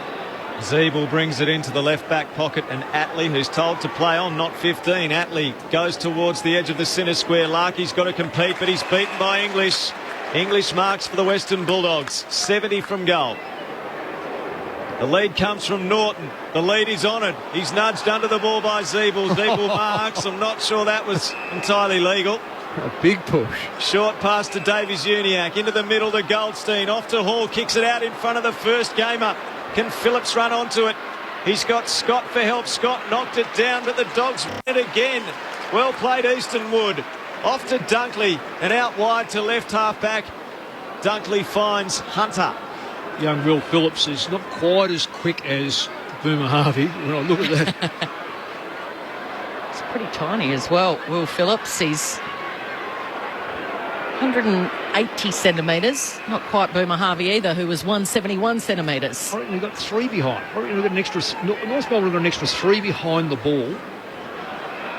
And now they're trying to work it forward. Short, sharp passes on the edge of the centre square. Hall's got it. Aaron Hawley kicked the first for the afternoon for the Kangaroos. And now he flicks it wide. This is the football that's hard to watch for Kangaroos fans. Out to Turner. And then back to Aaron Hall. Barely going the required 15 metres. Sucking up the seconds here, the Kangaroos. Limiting the damage on the scoreboard as Hall kicks it out of bounds on the full into the second row. And Kangaroos fan hands it back to the Bulldogs. So they're working their way now. Siren sounds, and the Western Bulldogs, after leading by 12 points at quarter time, Larky Gold in the second to get it within 5. And they have rattled off 6 of the last 7 goals. The Bulldogs to lead 9-6-60 to North Melbourne 3-4-22 at half-time. That's a margin of 38 points. Josh Bruce has 4. Treloar kicked his first late in that second term for his new club, the Bulldogs. He enjoyed it so much, he went and kicked another one a minute later. So he's got 2 singles to Norton, English and Lipinski. And for the Roos, goals to Larkey, Stevenson and Hall. So it was the Bulldogs by 12 at quarter time. They led it by 38 at the half. And Tim Hodges is on the boundary, where it's been a very busy opening half of bench action for you, Tim. Kel, just one on the umpires are just walking towards me. I'm on the race here where they come down and leave the ground. This is where the controversy was last night with an irate Collingwood supporter. Last night there were Dockland Stadium security, and you'll see at half-time there are full police guards on either side of the umpire race just to make sure everything's okay. Just an update on North Melbourne. Jed Anderson has made an early exit in the end of that second term, a right ankle injury. He came off in a lot of pain, ripped that boot off and threw it along the boundary. It was going to take some decent strapping, so they took him down the race to the rooms.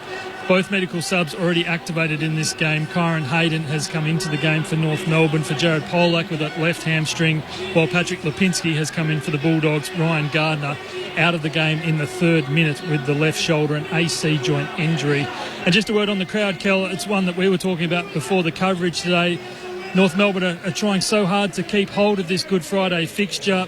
They were confident they could get a crowd of around 26,000, and credit to their supporters. They've come out in their droves. I would think there would be 26,000 here today, which is probably enough considering how good the weather is outside to draw such a crowd. Thank you, Hodgie. Tim Hodges on the boundary. 9-6-60 the Western Bulldogs, North Melbourne 3-4-22. You can be part of our coverage on the SMS 0437 774 774. Let us know your name and where you're listening to the coverage. What have you made of the contest so far?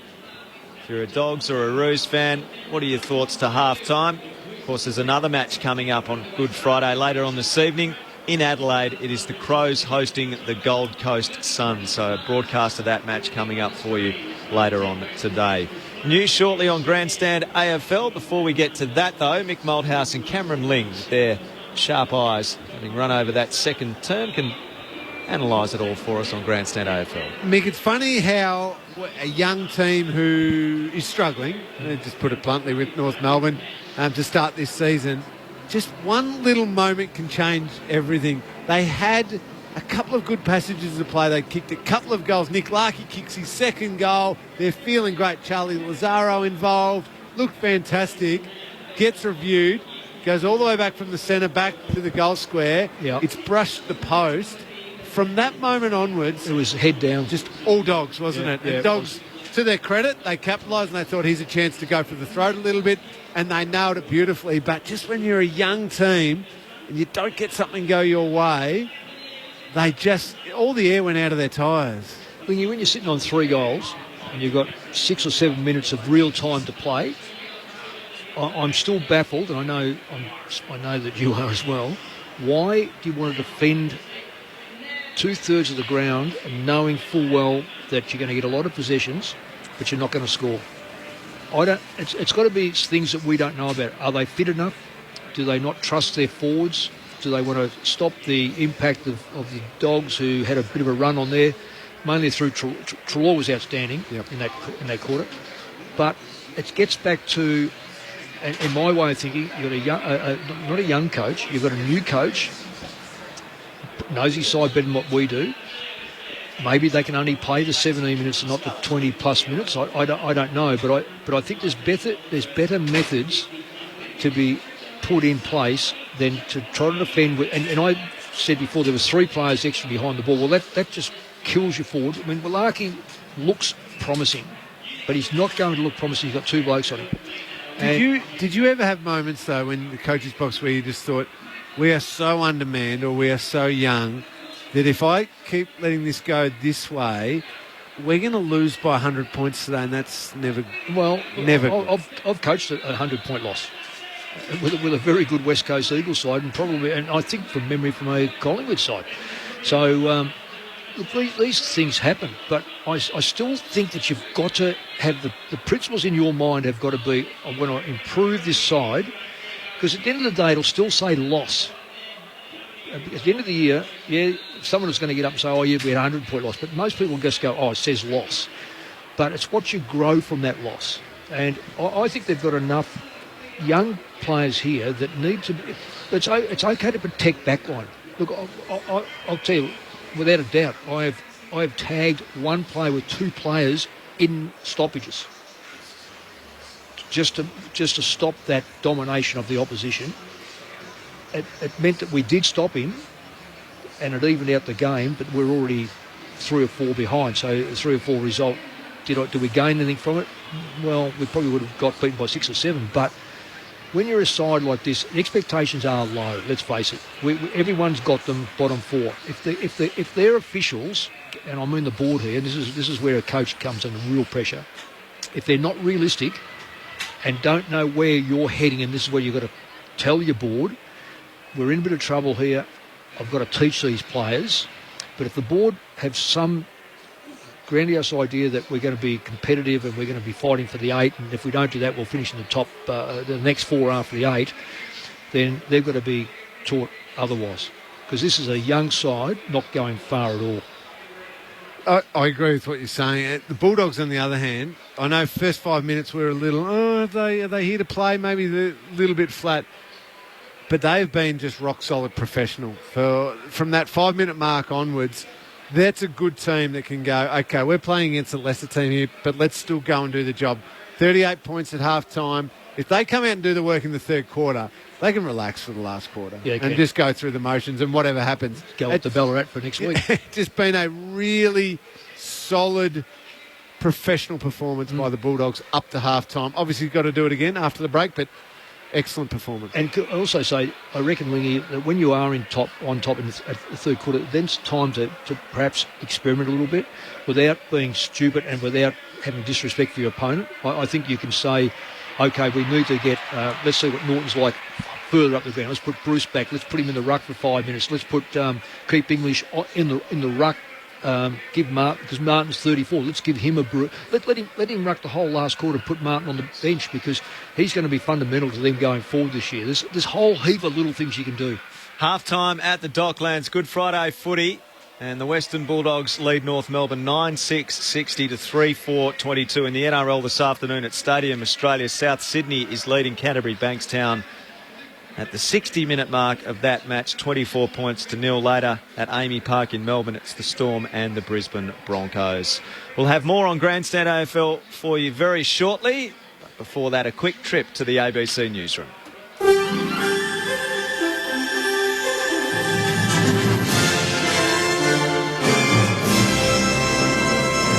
ABC News with Glenn Lauder. Health authorities are investigating the cause of blood clots in a Victorian man who was hospitalised several days after receiving the AstraZeneca vaccine. It's understood the 44-year-old received the jab around the 22nd of March and was recently admitted to Box Hill Hospital in Melbourne's east, diagnosed with serious thrombosis and a low platelet count. Some European countries did suspend the AstraZeneca rollout after patients presented with clotting, but the Australian medical regulator's latest advice is there is no link between the vaccine and clots. AMA President Dr Chris Moy says regulators will now investigate data around the vaccine. They're going to collate the data, which is probably coming from overseas. And again, they don't look at one case because, unfortunately, random things happen. What they need to do is put this together and decide if it's, again, for real or by chance. Business owners on the New South Wales North Coast say they've lost huge amounts of customers this Easter weekend.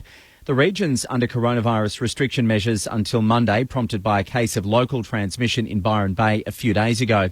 Michelle Visser is the manager of Bay Motel and says the cancellation of Blues Fest has meant they've lost nearly all of their holiday bookings. Yesterday it was around about 80%, and I woke up this morning and went straight to the computer and checked it, and we're down 95%. We've gone from full every night to making really great income over the Easter break with the Blues Festival to making a very miserable low winter days turnover. Queensland Police are renewing their pleas to drivers to take extra care after a fatal start to the Easter holiday period on the roads. A woman in her 30s has died in a single vehicle crash in far north Queensland. Police were called to the scene on the Kennedy Highway near Mount Garnet, southwest of Cairns. Deputy Police Commissioner Steve Golchevsky says they've already seen 22 injury crashes this weekend across Queensland's roads. It is really concerning, really, really concerning, despite all the messaging, that in the 24 hours till midnight last night, we'd had to issue over 1,000 traffic infringement notices across the state, so 1,076 to be precise. West Australia's Daylight Saving Party MP Wilson Tucker has confirmed that he's living in the United States, despite being elected to the upper house in the recent state election. Mr Tucker secured a seat in the Legislative Council's mining and pastoral region after receiving a primary vote of 0.2%. It's not known when he intends to return to Western Australia. ABC election analyst Anthony Green tweeted his reaction, saying it clearly shows what's wrong with WA's group voting tickets, and Mr Green says the system should be changed immediately. A fourth person has been charged after a string of disturbances in a remote community in the Victoria River region of Northern Territory. NT police say an altercation in the town south of Katherine involved non-local workers in the town discharging fireworks directly at community members. One person's been charged with assault and firework offences.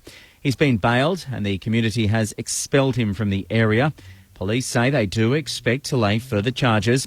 It follows the arrest of two men and a teenager in the same community, allegedly related to incidents including damage to vehicles, assaulting workers and stealing a motorbike. Heading overseas, and Germany will present a multi-billion-dollar proposal to Lebanese authorities next week, offering to rebuild the port of Beirut, which was destroyed in a chemical explosion last August. The move is part of efforts to entice the country's political leaders to form a government capable of warding off financial collapse, with both Germany and France vying to lead the reconstruction efforts. More than 200 people were killed and large parts of the city were damaged in last year's massive explosion. The Dutch government says it plans to use the Eurovision Song Contest as a test of just how the entertainment industry could safely open up again during the pandemic. As the BBC's Anna Holligan reports, authorities will allow a limited national audience into the event in Rotterdam in May. 3,500 fans will be allowed in to watch the rehearsals, semis and final on the 22nd of May. The event will be managed by Field Lab, the same group that recently conducted COVID-proof trials within a concert hall, football stadium and music festival. Everyone will have to present a negative coronavirus test before being allowed in. At the end of this month, the Dutch government will decide whether the contest can go ahead in this way without posing too great a risk to the public. I'm Glenn Lauder. That's the latest ABC News. Open your ears to the world with the ABC Listen app. Join Miff Warhurst and Zan Rowe for Bang On as they unpack the week in music, art and culture. This article broke me this week. Where was the editor in this? Or step into someone else's shoes with Conversations. Sarah Konoski and Richard Feidler delve into the lives of ordinary people doing incredible things. James is an English farmer. His family has been farming for hundreds of years. Open your ears to the world with the ABC Listen app. Download for free today. The 2021 AFL Premiership season on ABC Radio and on ABC Sport Digital. Marty on the wing, he gives to Scott. Wobbly kick to half forward, works out well. Powell marks, wheels around, deep kick, gives Larkey a good look. Couldn't mark, but front on contact, no against Keith. Didn't matter. Larkey roved it anyway. Denied the free kick, but not the goal. He goes to Law, streaming across the midfield. He has a bounce and he puts it with ease out in front of Bruce. He steps over 50, puts it on that trusty left boot. He's going to celebrate before it crosses the line. Bruce has got 4. Here come the Dogs out of the middle. Trelaw's moments from marauding Magpie to barnstorming Bulldog. He goes bang on the fly from 50. David Uniacke stood up in the tackle from the stoppage. Got it out, gets it again, tackled, dispossessed, umpire lets them play. Bailey Smith gets it, his hand pass, Trelaw in tight, did brilliantly. Away to English, gives to Williams, he balks, now bounces, hand pass Trelaw. Could he do it again? Through the 50, you bet! The 2021 AFL Premiership season on ABC Radio and on ABC Sport Digital. Half-time at Docklands, the Western Bulldogs 9-6-60 lead North Melbourne 3-4-22. You're with Grandstand AFL, Al Nicholson and Kelly Underwood calling the action. Tim Hodges is down on the boundary. Your experts on Grandstand AFL are Cameron Ling and also Mick Malthouse. In the NRL this afternoon, the first of two games is going on at the moment, and South Sydney are putting up a big score in their match against Canterbury Bankstown. The Rabbitohs lead 26 points to 0 through 66 minutes. Tonight it's the Storm and the Broncos. In the NRL tonight, that match taking place at 5 minutes past 8. And in the AFL tonight, it is the Adelaide Crows hosting the Gold Coast Suns in the second match on this Good Friday. Of course, there's the football going on today, but a much bigger thing happening outside of the Docklands as we speak. On the way in today, they had the tins rattling. 90 years of the Good Friday appeal, raising money for the Royal Children's Hospital for equipment, research and education. You can donate by ringing 1300 277 325 or go to goodfridayappeal.com.au. We have a very, very special guest in the grandstand commentary box on the ABC today. Her name is Aubrey. Aubrey Shepherd-Bottom is 6 and she's come to join us in the AFL football box. Hello, Aubrey. How are you? Lovely to see you. And Mum Lisa is here as well. This is part of the cause today, the Good Friday appeal, Lisa, and this is a cause very dear to your heart. Can you tell us a little of Aubrey's story? Yeah, so Aubrey was diagnosed at our 32-week scan with autosomal recessive polycystic kidney disease, and she was given a 1% chance survival. So the initial plan was for me to give birth to her, and she was supposed to pass away peacefully in my arms due to not being able to breathe from the kidney disease. We went away and looked up treatment and found there were survivors and it was possible. And so the hospital contacted the Royal Children's Hospital and said, you know, will you take this case on? And they agreed. So Aubrey was born at full term and had to be intubated immediately because she wasn't able to breathe. And then had both kidneys removed within 2 weeks of life and was on dialysis at day 3 of life. So she was on dialysis, yeah, and then received a donor kidney transplant at 3.5 years of age. Oh, my gosh. Yeah. So you've gone from... Take me into your emotional state at the time of the news that perhaps you would have no moments at all with your child, really, to now having this beautiful girl sitting on your knee. Yeah, so when we were told that, we pretty much went home and started mourning her. You know, it was crazy because I could feel her kicking inside me, but, you know, the prognosis was not very good at all. So we basically went home and mourned her. And, yeah, I don't know, one day I woke up and I just sort of typed in the acronym for a disease into the Facebook search, and I found that there was, you know, support groups of people who had their children pass away, but there was, you know, survivors as well. So I just started contacting people and got their advice and went back to the geneticist counsellor and said, look, there are survivors, is it a possibility? And they said, look, we have to ring the Royal Children's Hospital and see if they're happy to take the case on and if it is a possibility to treat Aubrey. So, yeah. And amazing, the results. I mean, Yeah. the work of the Children's Hospital, you must be so grateful. Oh, they're phenomenal. I can't even put into words. They've given her life. She wouldn't be here without them. And how many visits, how many days, how many times has Aubrey been to the Children's Hospital? So Aubrey was in there for the first 4 months of her life and was, after the first 4 months of her life, was in and out. Honestly, I couldn't even tell you the amount of times, and we're in at least once a month now to this day, 6 years on. Wow. Yeah. And how's she doing? I mean, what is Aubrey's daily life like these days? Is she able to function like a normal child? Yeah. She goes to school. She goes to prep. She was delayed. We kept her down at kinder just because she wasn't ready yet. So she goes to prep. She's got a full-time aide who supports Aubrey, but she lives this best day to day. She'll be on medications for the rest of her life due to the donor kidney, and will face some complications and stuff like that. But, yeah, she's doing amazing. And Aubrey, I believe you barrack for the Kangaroos. Is that right? Yeah. Nodding. Do you think they're going to mount a comeback in the second half? I'm intrigued. Yeah. Just for you? I hope so, Aubrey. You still Hope think it's they a can special win, day. Aubrey? It's only 38 points, isn't it? That's not much. That's not much. Now, I need to find out, Aubrey, from you, do you watch ABC Kids in the morning? Do you like the ABC? Do you like Bluey? She's nodding. What about Hey Dougie? Do you like Hey Dougie? Have you seen that? A few ABC shows. And I love your T-shirt. Your T-shirt says, G'day. Yeah. It means have a great day, friends. Well, you're now a friend of the ABC. It's so lovely to have you in the commentary box with us today. Thanks for stopping by. And thanks to you, Lisa, as well. Thank you, Really Lisa. appreciate you coming in and giving your story. And just adds far more weight to this worthy cause. So do donate if you can. 1300 277 325 is the hotline number, or goodfridayappeal.com.au to help the Royal Children's Hospital do the amazing work that's we have an example of right in front of us in the ABC commentary box.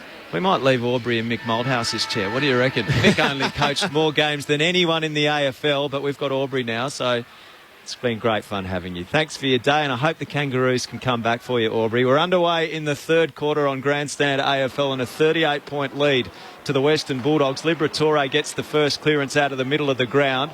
Strong tackle, Vandermeer on Davies-Uniacke. He's caught. Vandermeer the tackle. John Howard knew that feeling.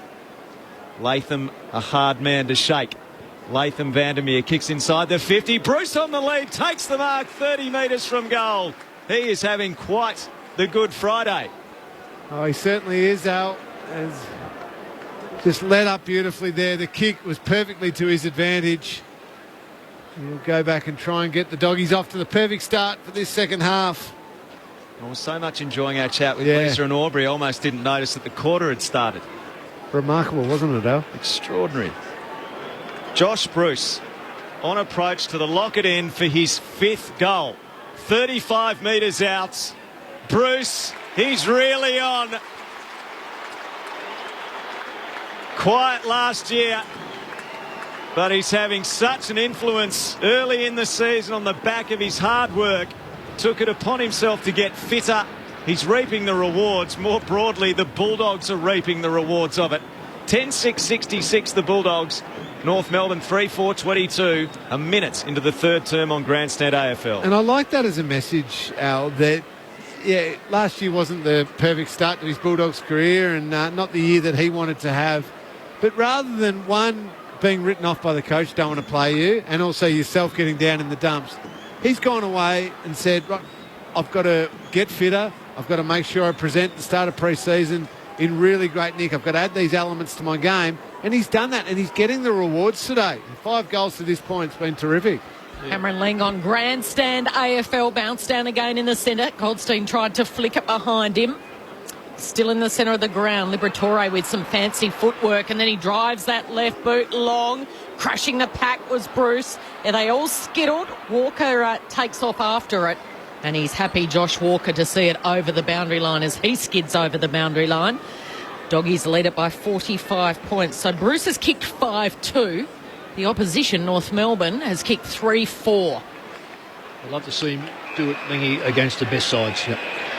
That's the challenge every single week against the best. You're right. Cunnington marks inside the centre square. He gives it off, and a little quick handball now and a chance to go to the goal square. Zerha couldn't quite take the mark. The kick came in from Bailey Scott and it thumped over the boundary line. Some quick harassing back there. Caleb Daniel scuttling it over. Zerha almost took the mark, and a desperate Daniel getting down low. Kel, you've just called a few Bulldog names. Just wonder next week when they start to play the tall sides like Danaher and Hipwood and all that sort of stuff, would they try Shaki? What do you reckon? Well, their practice game's just finished. They had a VFL practice game against North Melbourne, and I know that Ugal Hayden kicked about two, did he? 2, yes. Yeah, but they don't need forwards at the moment. Okay. They need a key back with John Gardner out. 3. Ben Cavara kicked 4. Shaki kicked 2. Shaki kicked 2. There you go. And Wallace, their vice captain, who was dropped with 1 goal. So they easily accounted 48-point winners over North Melbourne. Dogs have won it here off the half-back flank. Marcus Bontempelli has had 4 bounces and run to the wing. A 5th bounce. Is there a 6th? No, Mickey McGuan's today. He kicks inside the 50. Bruce again! Contested mark against Walker. That was outstanding strength. Hard on the boundary. 45 from goal. He's going to square it up. Jack McRae marks top of the 50. He's too far out to score. Bontempelli only had the 2 disposals in the second quarter, so he was well contained. McRae plays on, goes from 50. Good looking kick towards the line, but there's a good intercept mark. Walker wins on this occasion. He marks in the goal square for the Kangaroos. He chips to the left back pocket. Mark taken by Atley, who likes to run, feeds the hand pass to Scott under pressure. He slipped Vandermeer and out he comes. Drives it to the city wing, and the foot race is on. It went over the head of Zerha. He takes off after Woody, wraps Wood up. Wood got rid of it, but pouncing on it is Kane. Turner kicks on the inside, instep of his boot there, and he's almost going to come back and win it again, but he can't. He goes to ground, and the Dogs, with the numbers, should be able to clear it. Easton Wood, who slotted in nicely into that defensive setup for the Bulldogs, his first game of the year. But the Kangaroos with the intercept. Goldstein's now got it. He kicks to Larkey, who had to leap right up from behind. Going without it was Davies Uniacke, and then it comes back. And a quick flying shot, but he couldn't score anything, was Thomas.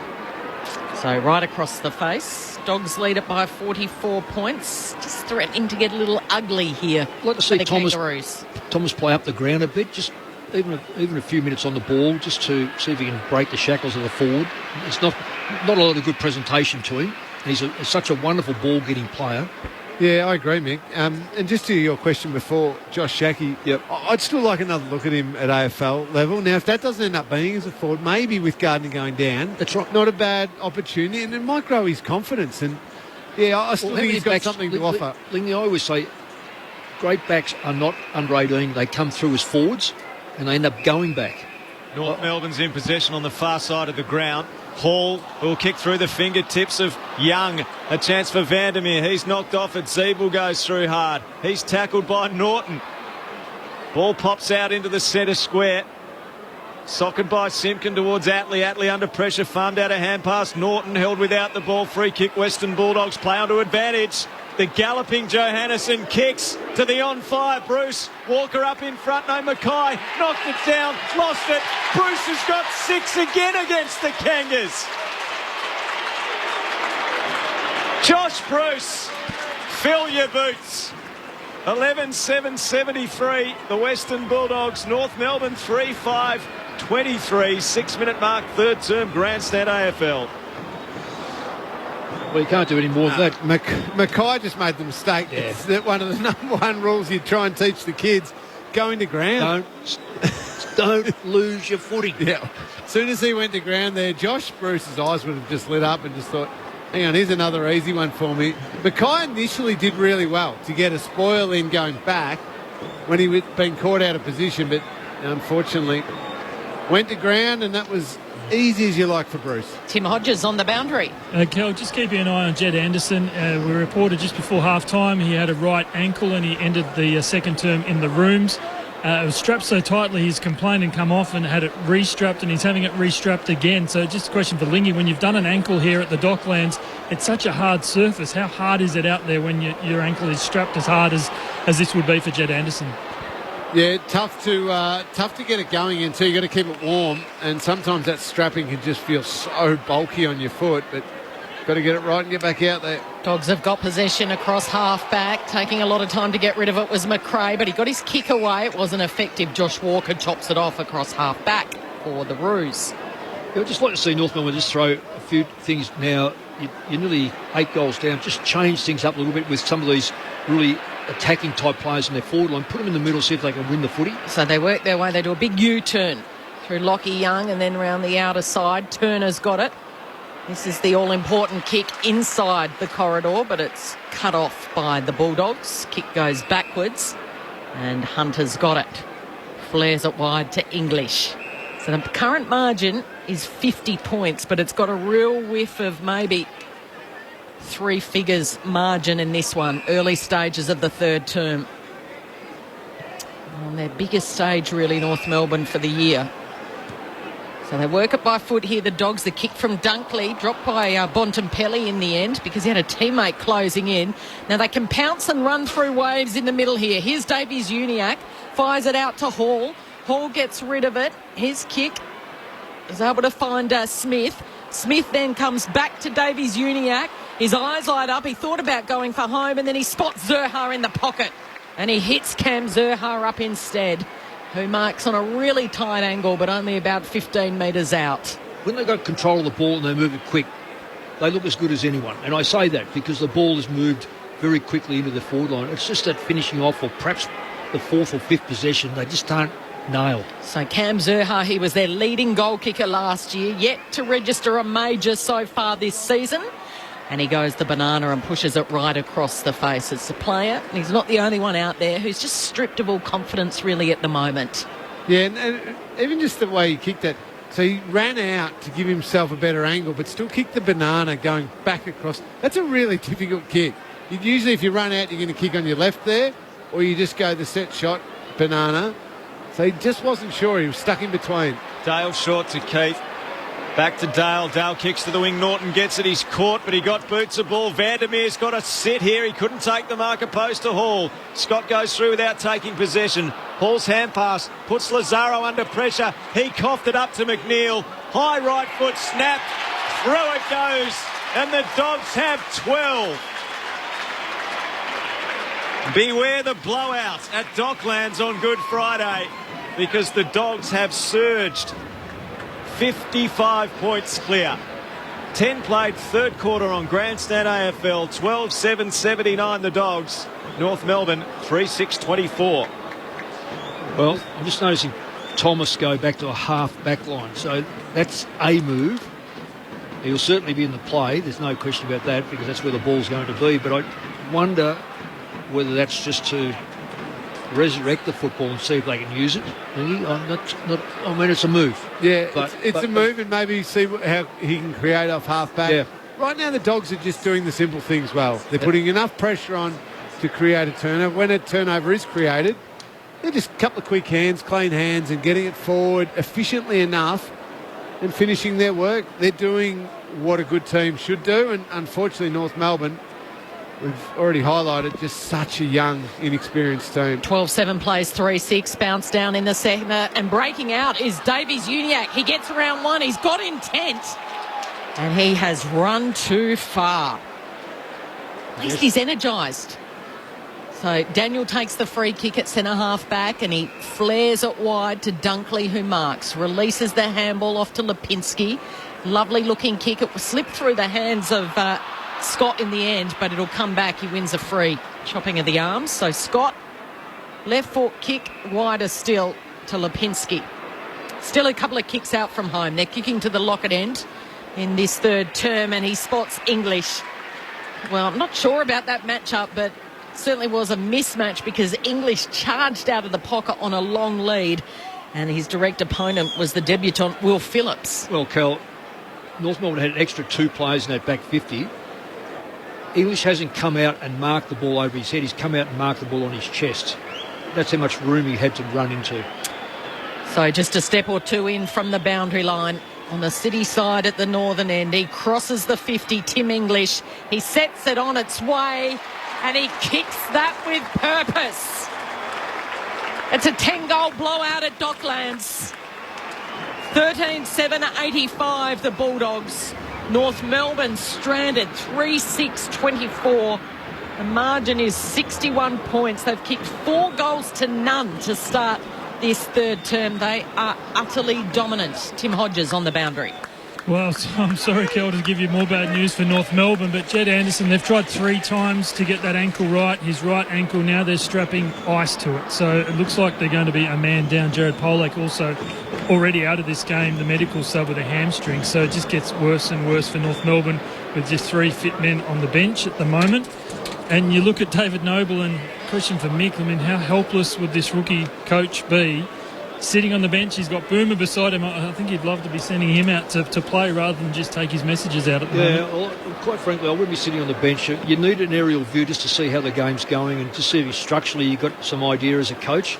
Sitting on the bench, you've got a limited view, and also you only got the players next to you. Davies Uniacke, the clearance out of the middle of the ground. It's off hands and through for a minor score to North Melbourne. So the margin is back to an even 10 goals the Bulldogs' way. A rare clearance. Quick movement out of the middle from North Melbourne. We're at the 14-minute mark of the third quarter. One thing David Noble won't be doing is having a crack at Davies Uniacke for that running too far before. Just keep backing himself in. He got another clearance there. So the Dogs work it out of the fence. The kick from Scott hits up Dale, who marks uncontested. Flips the handball over the top to Hunter. Hunter then on a 1-on-1, 2-on-2 in the end. The 2 Kangaroos players go to ground.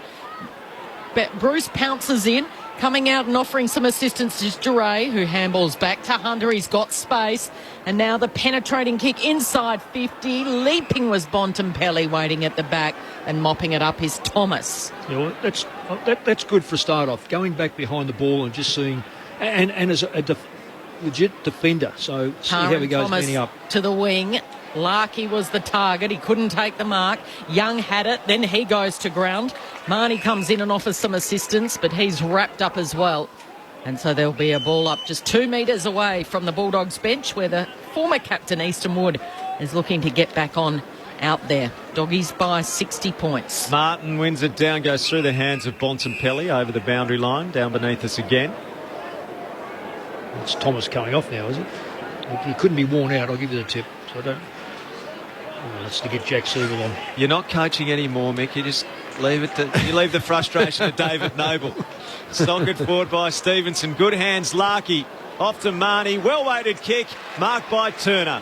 30 out directly in front. Yeah, nice move by Larkey too, with the quick hands. And then a beautiful little chip kick. Just weighted it perfectly, but Larkey was excellent below his knees, and Marnie got the handball receive, and nice little touch for Turner. With lots of good signs with Larkey. It's going to take time. There'll be moments of frustration, but over time he's just going to get better and better.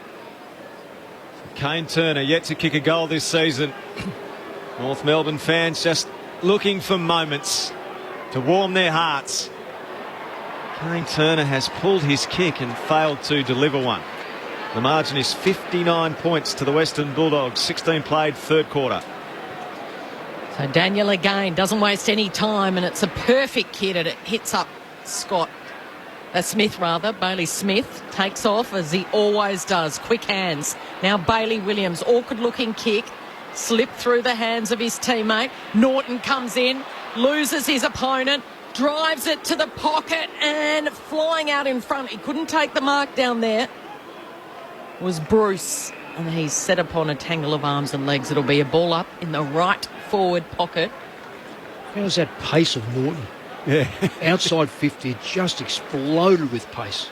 Josh Bruce has kicked 6 goals. He's never kicked second. Beautiful tap work from the ruckman. Got it down to McNeil, who was tackled, and then the ball spills over the boundary line. So they'll reset and go again for this boundary throw-in. Bruce 6 today. It's the third time in his career he's kicked 6 against North Melbourne. Also kicked 6 in a game against the Gold Coast Suns, but as Kel said, never 7. Soccred by Cunnington. In the way was Bruce. He's dragged off his kick. McNeil had it. He's tackled. Scott ripped it away from him. Now he's tackled. And a ball up 35 metres from the Western Bulldogs goal at the Lockett end of the ground.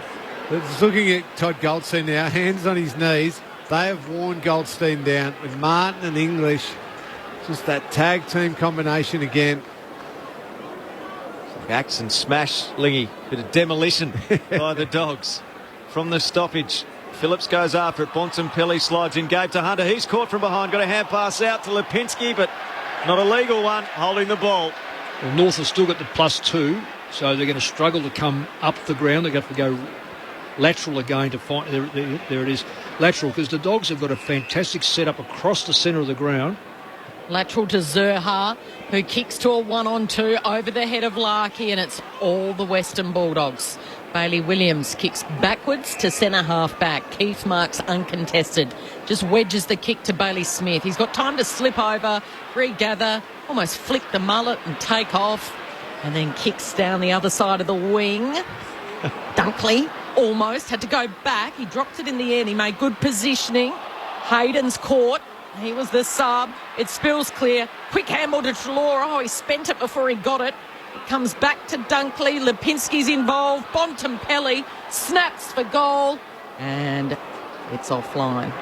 Norton tried a little finger tipper, but he couldn't get there in time. And it was one touch from Norton's hand and then over the goal line. The worry for North is that the Bulldogs have got time to make multiple mistakes in a chain and still maintain possession.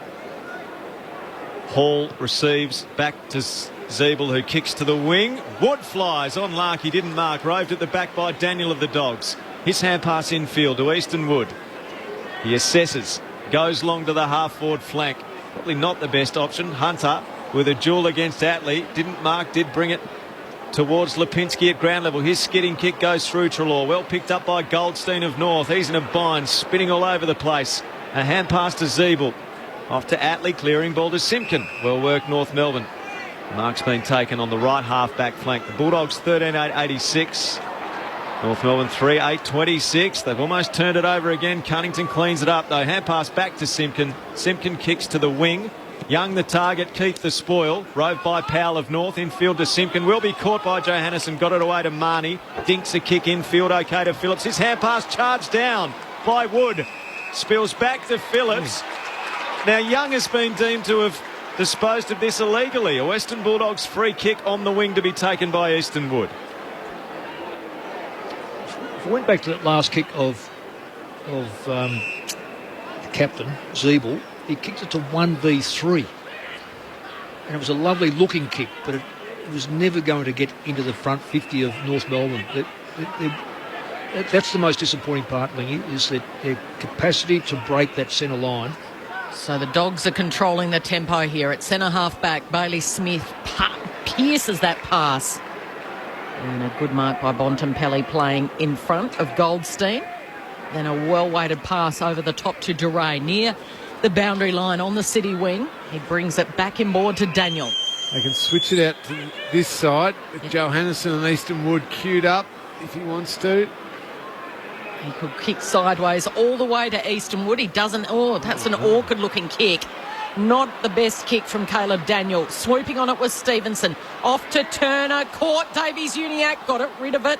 Right in the bullseye is Stevenson. And he just kicks it as far as he can. It's going to sit here for Lazaro, is it? He's got Duray for company. Tried to flick it back in.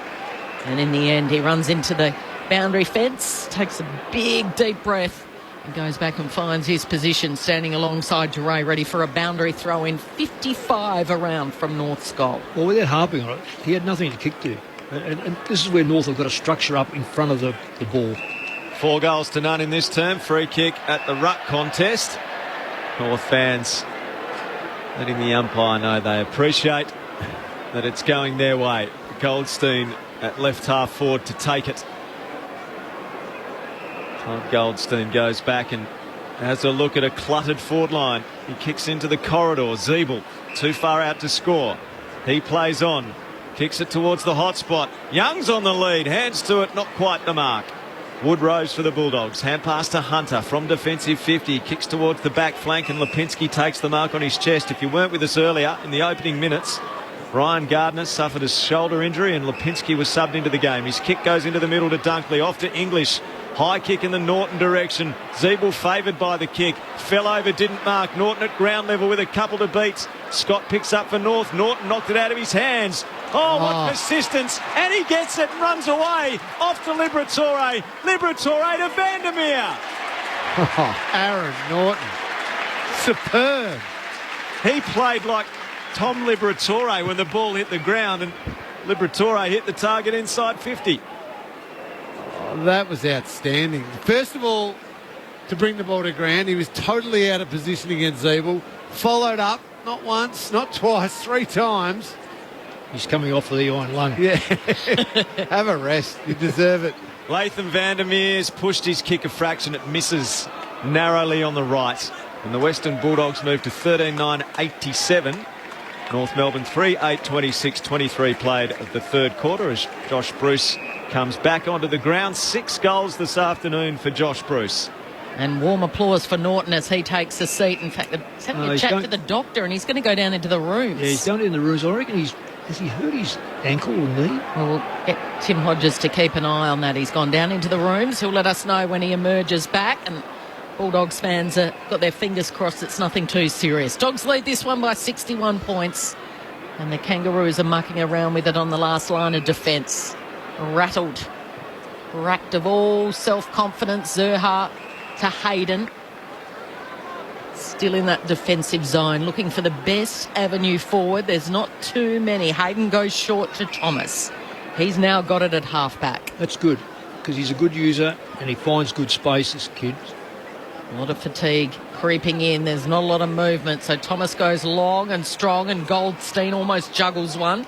follows up with a tackle. Now English, his direct opponent, pounces on it. Marnie tries to strip it from him.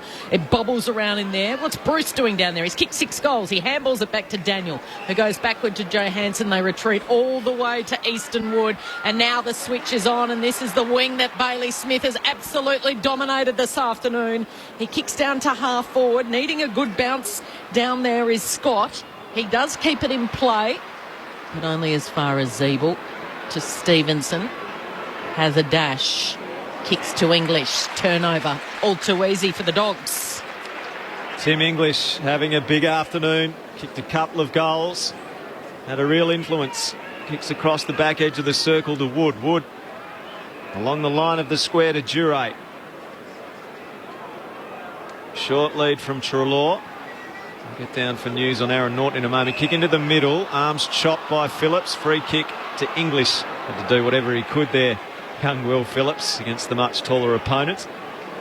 Now Bruce is deep with 6 goals to his name. English, though, is not going to inject it. He goes laterally. Easton Wood, a short pass to Jure, front point of the square, wheels and goes. Chips inside the attacking 50 to the pocket. Up they fly. Martin was the target. Vandermeer the rove. Hand pass to Bailey Smith. Defensive hand pass Trelaw. He's kicked 2. How's about the left foot snap? To go with 2 crackers on the run. Adam Trelaw has 3.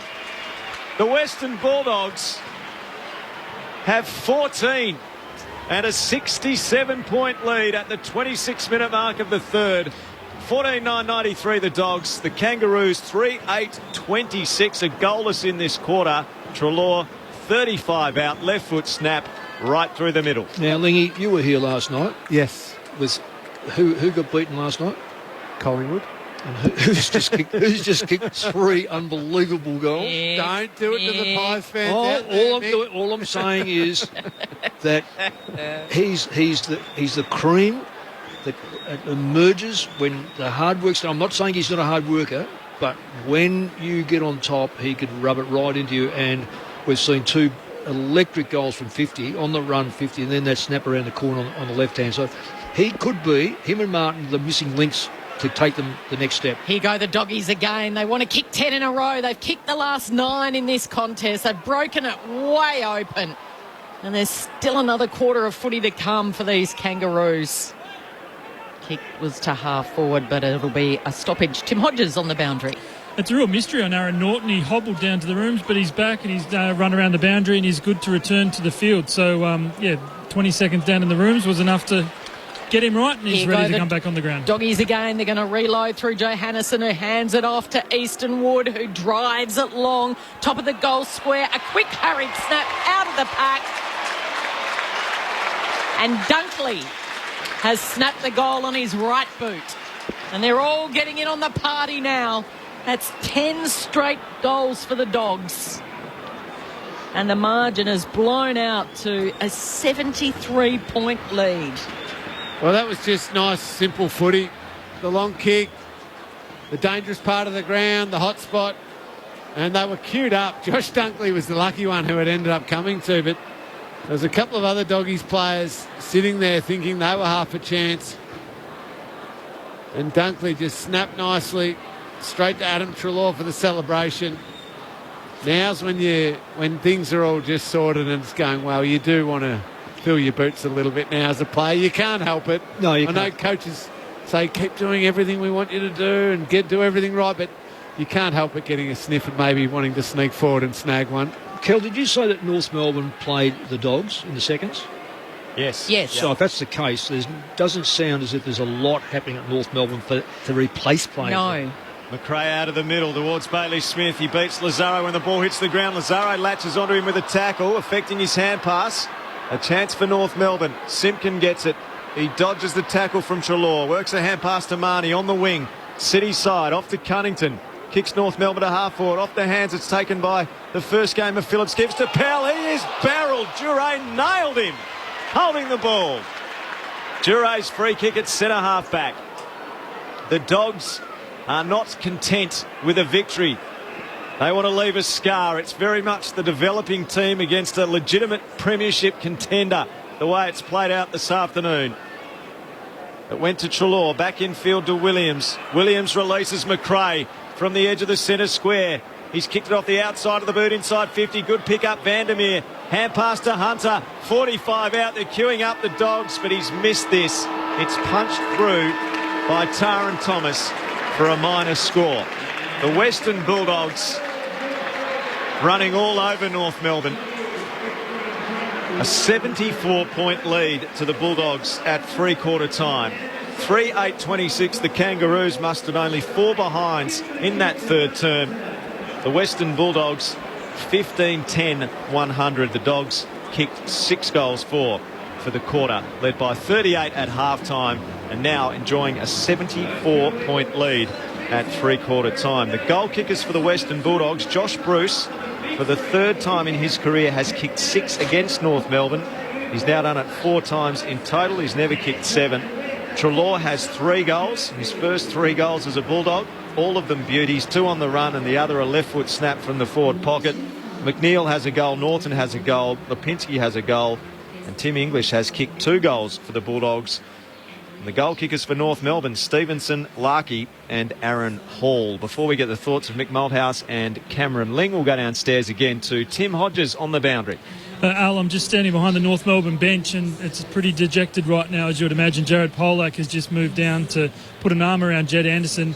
Polak has the left hamstring, just as Josh Bruce goes past me. He's got he's bleeding from the mouth, so he needs a new jumper and a patch-up job there. But Jared Polak, a left hamstring, and Jed Anderson, a right ankle. The club has confirmed that Anderson won't be returning. So North Melbourne down a man on the bench and down 11 goals.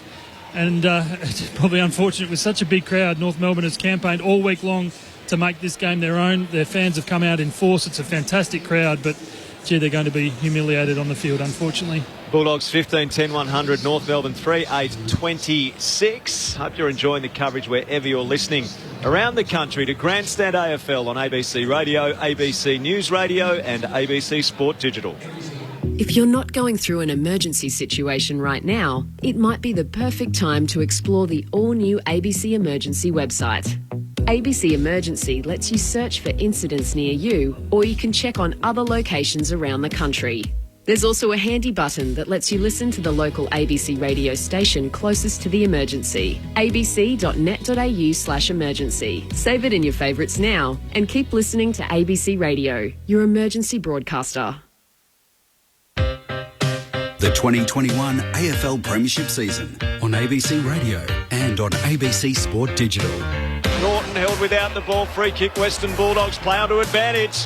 The galloping Johannesson kicks to the on fire Bruce. Walker up in front. No, Mackay knocked it down. Lost it. Bruce has got 6 again against the Kangas. Dale kicks to the wing. Norton gets it. He's caught, but he got boots the ball. Vandermeer's got to sit here. He couldn't take the marker post to Hall. Scott goes through without taking possession. Hall's hand pass puts Lazaro under pressure. He coughed it up to McNeil. High right foot snap. Through it goes. Jure, front point of the square, wheels and goes. Chips inside the attacking 50 to the pocket. Up they fly. Martin was the target. Vandermeer the rove. Hand pass to Bailey Smith. Defensive hand pass Treloar. He's kicked 2. How's about the left foot snap? To go with 2 crackers on the run. Doggies again, they're going to reload through Johannesson, who hands it off to Easton Wood, who drives it long. Top of the goal square, a quick hurried snap out of the pack. And Dunkley has snapped the goal on his right boot. The 2021 AFL Premiership season on ABC Radio and on ABC Sport Digital. A few thoughts on the SMS at three-quarter time. Hi, boys. Teams rebuilding need a draft as well as a salary cap, says Nick in Albury. He's suggesting some concessions are required. Peter is asking whether, with a quarter to play, there's a mercy rule. Peter, there's not. Hopefully North Melbourne can offer up a little more in the final term. 0437 774 774 if you want to get in touch. Alistair Nicholson and Kelly Underwood, your commentators, alongside Mick Malthouse and Cameron Ling. Tim Hodges has had plenty of work to do down on the boundary. The Western Bulldogs leading North Melbourne by 74 points on this Good Friday at three-quarter time. There's another match coming up this evening, and it should be a good battle as well. The Adelaide Crows playing host to the Gold Coast Suns, and Aaron Bryans will be calling the action. Aaron. Thanks, Al. Definitely looking forward to this one. 31 degrees at the moment, surprisingly, as we head towards the evening, and it's going to stay in the mid to high 20s throughout the contest this evening. So, unfortunately for Adelaide, 3 straight weeks where they've had to play in severe heat, but regardless, they are on their home deck against the Gold Coast Suns. Both sides looking for their second win of the season, and the Crows arguably could be heading into this contest 2-0 had they actually converted their 33 scoring shots against Sydney. And the Suns could argue the same. They had a really good contest against West Coast in round 1 and just fell away in that final quarter. So both sides looking to earn a little bit of respect in this contest. And unfortunately for the Suns, it has been quite a difficult week for them. They were rushed out of Queensland following the COVID outbreak. Thankfully, it's looking very likely they'll be able to go back home and host Carlton next week. But regardless, a difficult week for them. Hopefully it doesn't show on the field, but Adelaide will definitely be applying a lot of pressure as they have done over the opening rounds. 2 changes for the Crows. Jake Kelly, Luke Brown comes in for David McKay and Nick Murray. Meanwhile, for the Suns, Chris Burgess in for his first game of the year and Jared Harbrow as well. And coming out is Connor Butterick and also Sam Day, both with knee injuries. Scott Camperelli and Rod Jamieson will be your experts. Coming up next, Aaron Bryans and Neil Cross to call all the action, Al, on Grandstand AFL. Good on you, Az. So that's coming up later on. Players just going back to their positions for the start of the final term. I'll give you a quick NRL score. The Rabbitohs have been over Canterbury Bankstown all afternoon in the first NRL game of the day, and they've won it 38 points to 0 at Stadium Australia. Tonight in Melbourne, it's the Storm and the Broncos. Mick and Lingy, what would you like to see from North Melbourne in this final term, Cameron Ling? It's hard to say. I want to see a couple of their players and younger players, and I don't mean first-year players, sorry, when I say young. They're just out there trying to get some experience. The guys who have played second, third, fourth year just keep being positive and brave, winning one-on-one contests, just the little things they can do. That's all. You're just looking for tiny little moments from this last quarter. Okay, are there a few tiny little moments to come for the Kangaroos as Cunnington's handball is bunted down, it falls the way of Treloar, who runs to 50, he goes for home, he's got 4, no. Ooh. They were up out of their seats, the Bulldogs cheer squad at that end, to the southern end. Little signs I want to look for from the Dogs, just ruthlessness, and that would have been it right to start this last quarter. Down the middle goes Zeeble. There's a 50-metre penalty here, or a downfield free kick. And the Kangas will have it in the middle of the ground. The Bulldogs 15-11-101. North Melbourne 3-8-26. North Melbourne's last goal in this game came at the 7-minute mark of the second quarter. Zeeble goes short to Atley. And they trailed by 5 when Larkey kicked that goal. Short pass to Powell. Now it comes to Mackay. Off to Walker. Walker's kick is smothered by a desperate Dunkley on the wing. He farms out a hand pass. Good pick up McNeil. Clean half volley. Hand pass to Treloar. On the logo. Broadcast side. Off to Dunkley. Good kick to Vandermeer. Norton's out the back. Hand pass Dale. Dale kicks inside 50. Bruce, 7! Kicks it into the top tier. Low on output last year. The Bulldogs now getting bang for their Bruce. 16-11-107 to 3-8-26. We've played just 90 seconds of the final term, and we've got to go to the record books to see where we stand. The Western Bulldogs' biggest ever win over North Melbourne was by a margin of 92 points. And that was round 15, 1971. A bloke called Bernie Quinlan had 35 possessions and kicked 7 goals, 8. Wow. Goals, 8. Well, Josh Bruce has contributed 44 points to their 107. And they lead it by 81, and we said at half-time it had a bit of a triple century smell about it.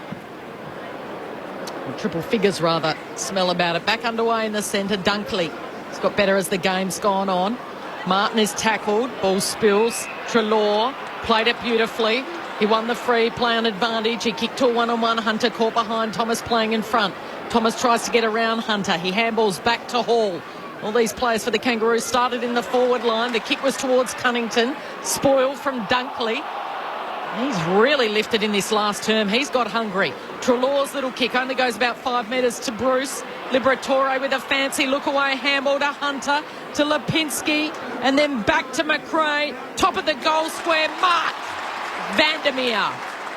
The Dogs have reached deep into the party tricks bag, and they're pulling them all out in this final term. Oh, I love these are such good signs. You look for little moments about teams who are going to leap from being a good solid team to a really great team in a year, and it's that ruthless edge. Dunkley smothered to start this quarter and then followed up again in that contest.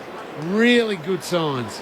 So Latham Vandermeer lining up for his first couple of misses this afternoon.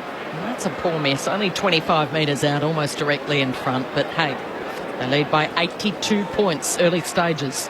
I reckon that edge as well started during the week with selection, with Lipinski getting dropped and then the big statement of Mitch Wallace.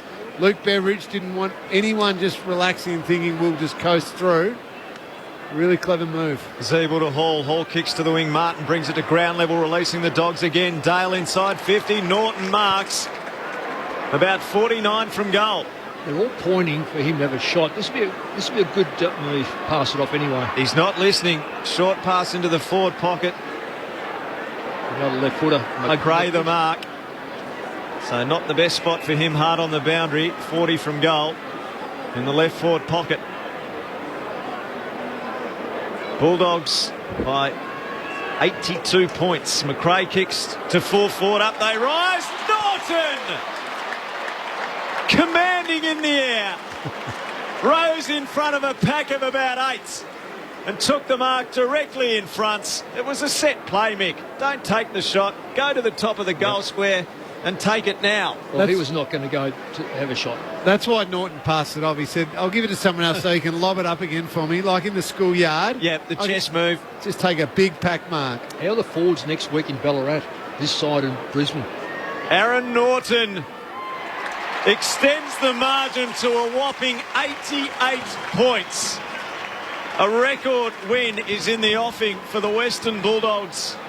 17-12, 114 to the Kangaroos, 3-8-26, 5 minutes played, final term on Grandstand AFL. So the Bulldogs' most significant win over North Melbourne, 1971, 92 points. The margin stands at 88 at the moment. The Bulldogs' biggest win over anyone, the man behind me, was coaching them.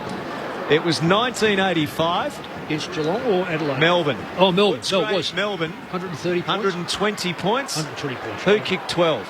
Oh, it would have to be Beasley. Simon Beasley. Yeah, and I reckon Lely Bamblett probably pinched 4 or 5 off him too. That's not out of the equation the way this is going. We're at the 5-minute mark of the final term and the lead is 88 points. I've got that down as 12 consecutive goals, Al. Incredible. Here we go in the centre again. Can the Kangaroos at least get their hands on it? No, they can't because McRae gives it back to Martin. And then Martin with the kick in the big pack. Norton's there. Goes almost a double grabber before it comes out the back. And they share it around by hand. This is Hall. Oh, he's kicked. It was a Norton tackle that affects the kick. It spills the way of Bailey Smith and he misses an easy goal he was running into. It's about the first thing he's done wrong all afternoon. He did that Les Bamblett there, Mick, because he had Josh Bruce on the inside screaming for the ball, wanting to kick his 8th, and instead he took the kick himself. No, Lely Bamblett didn't pinch them off. He would have, if Simon double grabbed it, he didn't, because Bamblett had the next touch and gold. The Kangaroos under siege at the moment. Clearing ball out towards the wing. Off the pack, Liberatore couldn't win it. Goes back into the congestion. Young takes possession. He's tackled. A ball up. The Bulldogs attacking side of the City wing. 17-13, 115 the Dogs. North Melbourne 3-8-26. 7 played of the last. English tapped it down. Liberatore kicks inside the 50. Back with the flight. Taran Thomas takes a good defensive mark. His kick's dangerous. Hall can't mark. Opposed to Smith, who spoils. Bruce gets it. Hand pass to Smith. Hand pass towards Hunter. He's under pressure. Smith goes again, tackled without it, no free kick. North come out, long hand pass, Powell to Cunnington into the middle, Davies-Uniacke. And they move it over to Lazaro, who has a bounce. There's only one player inside 50, has 2. Charlie Lazaro closes to 40, he sends it on its way. And he celebrates with a dash, a sprint, a fist pump. And he has his first for the afternoon and his first goal in AFL footy. And they break a run of 12 consecutive goals. Well done by the youngsters. North Melbourne moves to 4-8-32. Their first goal coming at the 8th minute mark of this final term since the 7th minute mark of the second term. 17-13, 150 the Dogs. North Melbourne 4-8-32, 83 points the margin. Al, you asked me at three-quarter time what I was looking for from North Melbourne. I said moments, little glimpses. That's one of them. Just a young kid. His third game of footy. Where's he from? He's a Geelong boy. I had to ask you that. But just the fact that he was prepared to take the ground, couple of bounces, and nail that goal, that's a little glimpse. Actually, the cricket team I play in, his dad plays in the cricket team. Oh, there you go. Shout out to Dad. Vinny Lazaro would be a very happy man right now. Well done, Vinny. It's a lovely finish. If we could just to declare all your connections before the game. We'll need to be on air about 3 hours before the game, Lingy. Out of the middle, McRae to Bontempelli. He's got to look at them from 60 out. The Bonts, long. And how they love it. A 60-metre goal from the purest of footballers. 9-minute mark, final term, and that small moment of joy was short-lived for North Melbourne. 18-13, 121 the Dogs. North Melbourne 4-8-32. It's funny, we talk about, when I was talking before about ruthlessness, it's trained throughout an entire year. There's one team in the competition who could be forgiven for coasting at times throughout the year because they know what it takes to win the big stuff, and that's Richmond. Yep. Every other team has to train an edge to their game, and in training and in games. Yep. And the fact that the Dogs have done that today, that is such a good sign, because no resting on the fact we're 2-0 and going okay, playing a team we should beat. They have just gone bang today, right to the very end of the game. It is such a good sign for what's going to unfold throughout this year. So English out of the centre, he palms it down. There's a free kick there. It'll be coming to McRae. But I think what you said too, Lingy, about the match selection table, that's a big statement, that. Well, they want to stay in this team, don't they? Particularly with the big game at Ballarat against the Brisbane Lion coming up, as McRae just launches a bullet right on the arc and Bontempelli marks. Now, hang on, he kicked a goal on the run from about the same spot a minute ago. This one he keeps it as a low point of Bruce. Oh, the Doggies fans are up on their feet. The Bont has hit the Bruce, and Bruce is lining up for number 8. Well, it was opened up like the Red Sea. It really was, given the... Well, the Bont basically has got the same touch, hasn't he? Yeah. He parted the sea. And he just ran into space. His opponent was right on him, but didn't take front position. That's the only... So Josh Bruce to the Coventry end. The man on the mark is about 20 metres out. 45-degree angle. Bruce, ladies and gentlemen, it's been the Josh Bruce show. Written, directed and starring Josh Bruce. He's got 8. It hasn't been a good Friday for the Dogs. It's been a great Friday. Doggies closing in on a 100-point margin. It's 95 points, 19-13, 127 North Melbourne, 4-8-32. Lingy, I roll up my book, I write the names in, I have a column for goals and points. I've run out of room for Josh Bruce. I'm going to have to start creating a thicker column. That's a good sign. It's a very nice sign for Josh Bruce, and he missed a sitter too, didn't he? He did, yes. He did miss that sitter, but he has been the recipient of some magnificent ball use, some very open forward lines, and some interesting defending, but who cares? He's kicked 8. He's having a ball. This is a mammoth win for the Bulldogs. Another clearance. Liberatore towards centre half forward. Out they come again.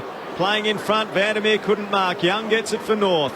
Off to Thomas. A hand pass away to Zeeble at left half back. Stands stationary. Assesses. Kicks well. Zerha drops a chest mark though. On the wing at the interchange. Wood by hand to Dale. Off to McRae. Scrubs his kick. Liberatore farms it up by hand. Dunkley to English to Jure. Kick inside 50. Bruce is charging out. He gathers the bouncing ball. Hand pass Lipinski. Wide hand pass to half forward. Daniel goes defensively. Williams sizes it up. They're scything through them. Liberatore didn't mark top of the 50. Long raking hand pass though. Now the shot at goal. Lipinski across the face from 40 out. In fact, marked between the goal and point post by Simpkin of North Melbourne. Years ago, Simpkin, you always know you're in a contest with this kid. So Simpkin, last line of defence, loops the kick over the top. And that is Bailey Smith. Bailey Scott, rather. And he gives it off to Turner. So Turner with the high ball. Larkey with the sit, so too Goldstein. It was a clever little tap down to Davies Uniacke, but he ran into a brick wall. And the brick wall is the mullet in Bailey Smith. Play on advantage. McRae tried to get it over to Duray. They've mucked it up, though.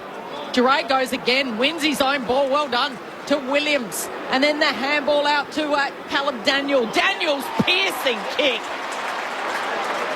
It was an absolute bullet-like pass, and Bontempelli takes the chest mark on the end of a long lead. And he's going to line it up directly in front, 40 metres out for his second of the afternoon.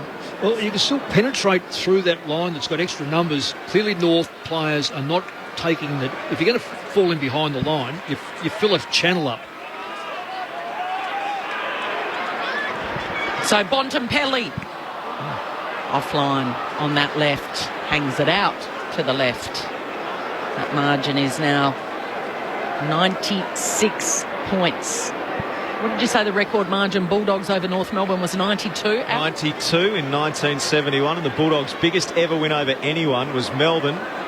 Footscray Melbourne in 1985. Under Mick Malthouse, 120 points. Kangaroos have worked it to the back flank. Do you reckon Mick relaxed that day and just... Mick, sorry. Penalty. Do you reckon Mick Malthouse relaxed that day? Did you just say... And just took it easy and was happy with the boys? Did you just say Malthouse and relaxed in the same sentence? I was 31 years of age, Lingy. 100 on training on Monday for that, Mick. Oh, didn't I muck that up? Turner through the middle, off to Bailey Scott. Back to Turner, and he kicks to the top of the 50. Kyron Hayden's marked. He chips to the pockets. And here's another moment for young Charlie Lazaro, who takes the mark. 35 out, 45-degree angle to the right.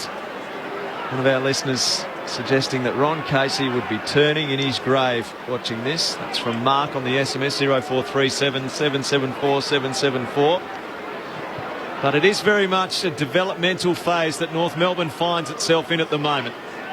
And here's one of the key links in the chain of young players coming through. Lazaro has missed, though, on the right-hand side. The margin is back to 95 points the Western Bulldogs way. And Patrick in Dandenong demands to know, Lingy, I haven't heard the result of your cricket grand final that you missed. Oh, I missed. Yes, we lost, unfortunately, to Torquay. Congratulations. Hats off to them. Would they have won with you in, though? Oh, Mick, now I don't want to say that. that is a yes, Cameron. Hey, the Bulldogs are building again through the centre of the ground. Dale, Bruce with the City's got to beat two. He knocks it down to ground level. Treloar with a huge tackle on Mackay. It spills away of the Dogs, and it's another goal, this time to Dale. It's an avalanche of goals, an offensive explosion at Docklands this afternoon. And the margin is three figures. 101 points the Bulldogs lead by. 2014, 134. North Melbourne, a dirty day indeed, 4-9-33. Well, it's hard to see anything positive coming out of this right now. We did say early on it looked like a lethargic side. Looks like they could break all sorts of records. They want to win strongly. Is a Footscray that good or North Melbourne that bad? That's the question, I reckon, right now. Yeah, but I love the fact that the Bulldogs have played this right out to the very end, and they have gone whack so hard and played it out right to the end that you can only beat who's put in front of you, and when you should beat them like they have, they've gone and done it. Martin, a clear one in the middle. Goes after the ball at ground level as well. Dunkley gets it, though. Kicks towards half forward. Young stands in the right. Oh, he's dropped the sitter. Uncontested. On one knee. Gives a hand pass out. Turner's banana ball to the wing. Hall can't take it. Dale gets it for the Dogs. Look out, North Melbourne again. Off to McRae. Short pass Treloar. Treloar to Bruce in the pocket. Could he? No. Went through his hands. He picks up. He's tackled. He broke the tackle. Hand pass along the ground. Zeeble gets it for North Melbourne. Off to Walker. Clearing ball to the back flank. Hall and Dale. Dale in front. Couldn't mark. Crashing through over the shoulder. Hall gives away the free kick to McRae. 60 from goal. They're rattled, these Kangaroos players. Oh, they're all rattled. They're dazed. They're confused. They don't know whether they're running left or right as McRae pierces towards English. Ball hits the deck. It's been picked up by... and Bailey Smith in the end scoops on it. It was picked up by Thomas and chipped towards the boundary where Bailey Smith just casually picked it up, scooped it, and then thought, I can't see a teammate to get off to, so I'll have a crack and try and thread it. And he almost did it, just scraped the goalpost. This is so sad. Because we're seeing a side with absolutely no confidence. Walker has just turned it over, kicked it straight to Scott, 35 metres from goal. David Noble on the bench and his head's down. He's just staring at the ground. Well, you can't do that as a coach. I don't care what position you cannot. It's not about you. You get up in the coach's box and you look at the game overall and assess what you need to do. Too often you're sitting on the boundary line like that and only seeing a very small vision. Anthony Scott has never kicked an AFL goal. A mature age recruit on his left boots pulls the kick and it's gone over the head of Bruce and out of bounds on the foot. So a free kick to North Melbourne in the left back pocket. So you hear that, Kel? Yeah, and I mean, look, he came out with fighting words, David Noble, this week, didn't he? He said, we're going to hold on to it no matter what. And I just hate to think the aftermath, the conversation after this do they deserve it? Given the performance they've put out here today, but there's just so many young players and they've got no confidence whatsoever. Jaden Stevenson's kick's smothered. He fights and scraps, but Bailey Dale sees it over the boundary line, so... Well, he didn't pull the trigger then because we looked up and there was no one there. So he held it for a split second, ball then kicked and get it smothered. So it compounds the problem. Still 8 minutes to go in this contest. The Bulldogs are really smelling their greatest ever victory here this afternoon. The lead is 102. Quick little kick by Heath, hacks it only as far as Phillips. Gee, he'll remember his debut. Poor old Phillips for the Kangaroos. Works its way to Larkey, tries to square the kick. It gets there just in time. Handballing off was Powell. Out wide, but another turnover. Jason Johansson bursts through. Handballs over the top. Another quick handball makes its way to Scott. Scott gives it off, and the kick towards Bruce drops. Just. Bruce is hungry. He wants more. He's quick to get up on his feet. He's going to go again. He paddles it to his own advantage. He's brought down on the edge of the goal square. He's ridden into the turf. Was it a spear tackle? The umpire puts his whistle away. And eventually these players, particularly the Kangaroos players, their engines have well and truly blown up. Well, Bruce just gets hungrier and hungrier by the minute. He's got 8. A ball up in the goal mouth for the Western Bulldogs. Martin to contest, opposed to Larkey. Larkey wins it down. Thomas gets it tackled by Lipinski, rolled in the tackle. No effort being made to get it out, but the umpire quickly calls for a ball up. Left forward pocket, Dogs in attack. The lead is 102 points. Extraordinary from the Dogs today. The tap down to the pocket. McRae gets it. Squaring ball through hands. Coming to meet it. Dunkley gathers, spins, just misses. A miracle goal. That would have been some sort of goal. 103 points the lead. 21 played, final term with Grandstand AFL. Kangaroos slow and steady in the back pocket. They don't know what to do, and it's hard. I mean, you look up and all you see is those white Western Bulldogs jumpers. You know they're still hungry and hunting every chance. You just feel helpless. 6 more agonising minutes to come here for North Melbourne. They just want this big ground to open up and swallow them. And the Dogs are hungry for more. Duray, out it comes, works its way to Johannesson. And on the end of mark, Bailey Dale kicked the last one. He wants to kick his second. And the margin would then escalate to 109 points. Keep in mind, their greatest ever victory was 120. I reckon Mitch Wallace is probably sitting somewhere thinking, if I don't only stayed in one more week, I could have filled up my boots today. Got all the pressure off. Good luck trying to break into this 22. So Bailey Dale emerged as a goal kicker. He's had to wait to the very last minute. The Bulldogs are simply irresistible. Goal number 21 for the afternoon. 109-point margin. Dale has kicked 2, the last 2 of the game. 21-16, 142. North Melbourne, 4-9-33. Well, they're undermanned, experienced or inexperienced. They've just, and now everything has just fallen apart. There's no confidence in any of the kicks, the marks, the positioning, mistakes. It's a horrible feeling. It was horrible watching it, to think that this is one of the 18 sides and what's going to happen to them for the rest of the year. Yeah. The Western Bulldogs fans were calling for his head last year, and now they're chanting Brucey. He's in the goal square with 8 goals to his name. He kicked 14 in 17 games last season. A rare clearance for North Melbourne. Simpkin off to Cunnington. Cunnington inside 50. Zerha to crash the pack. He collided with Larkey. He might have marked it. Williams of the Dogs. Off to Keith. Off to Jure. Through left half back.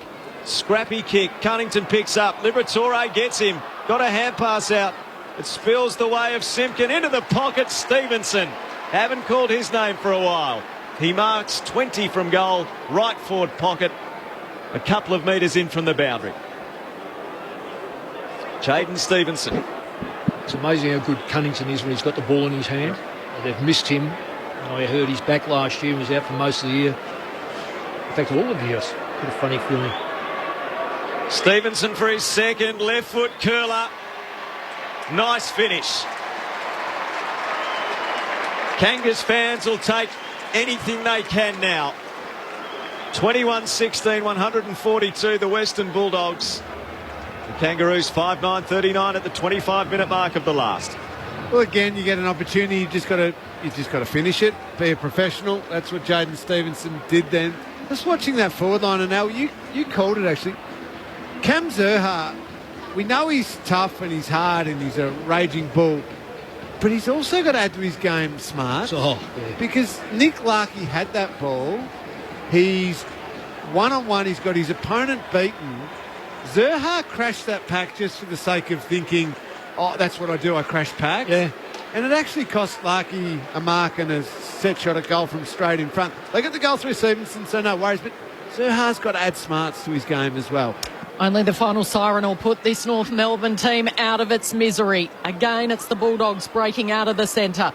Bontempelli hands it off to Daniel. Handball's back to Bontempelli. Takes off, easily gets past Cunnington, and then rockets it towards Norton. Waiting at the back with a quick snap and a goal is the young gun.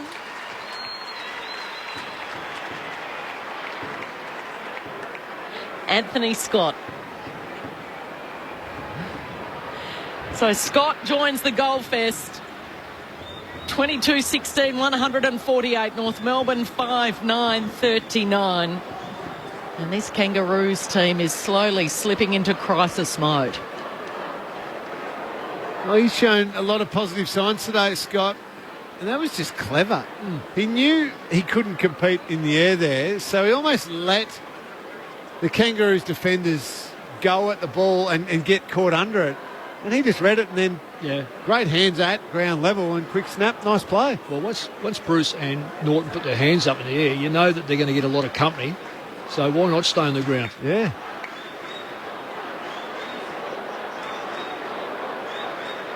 North have looked bereft at times. The Bulldogs have looked ruthless. Killer instinct on display.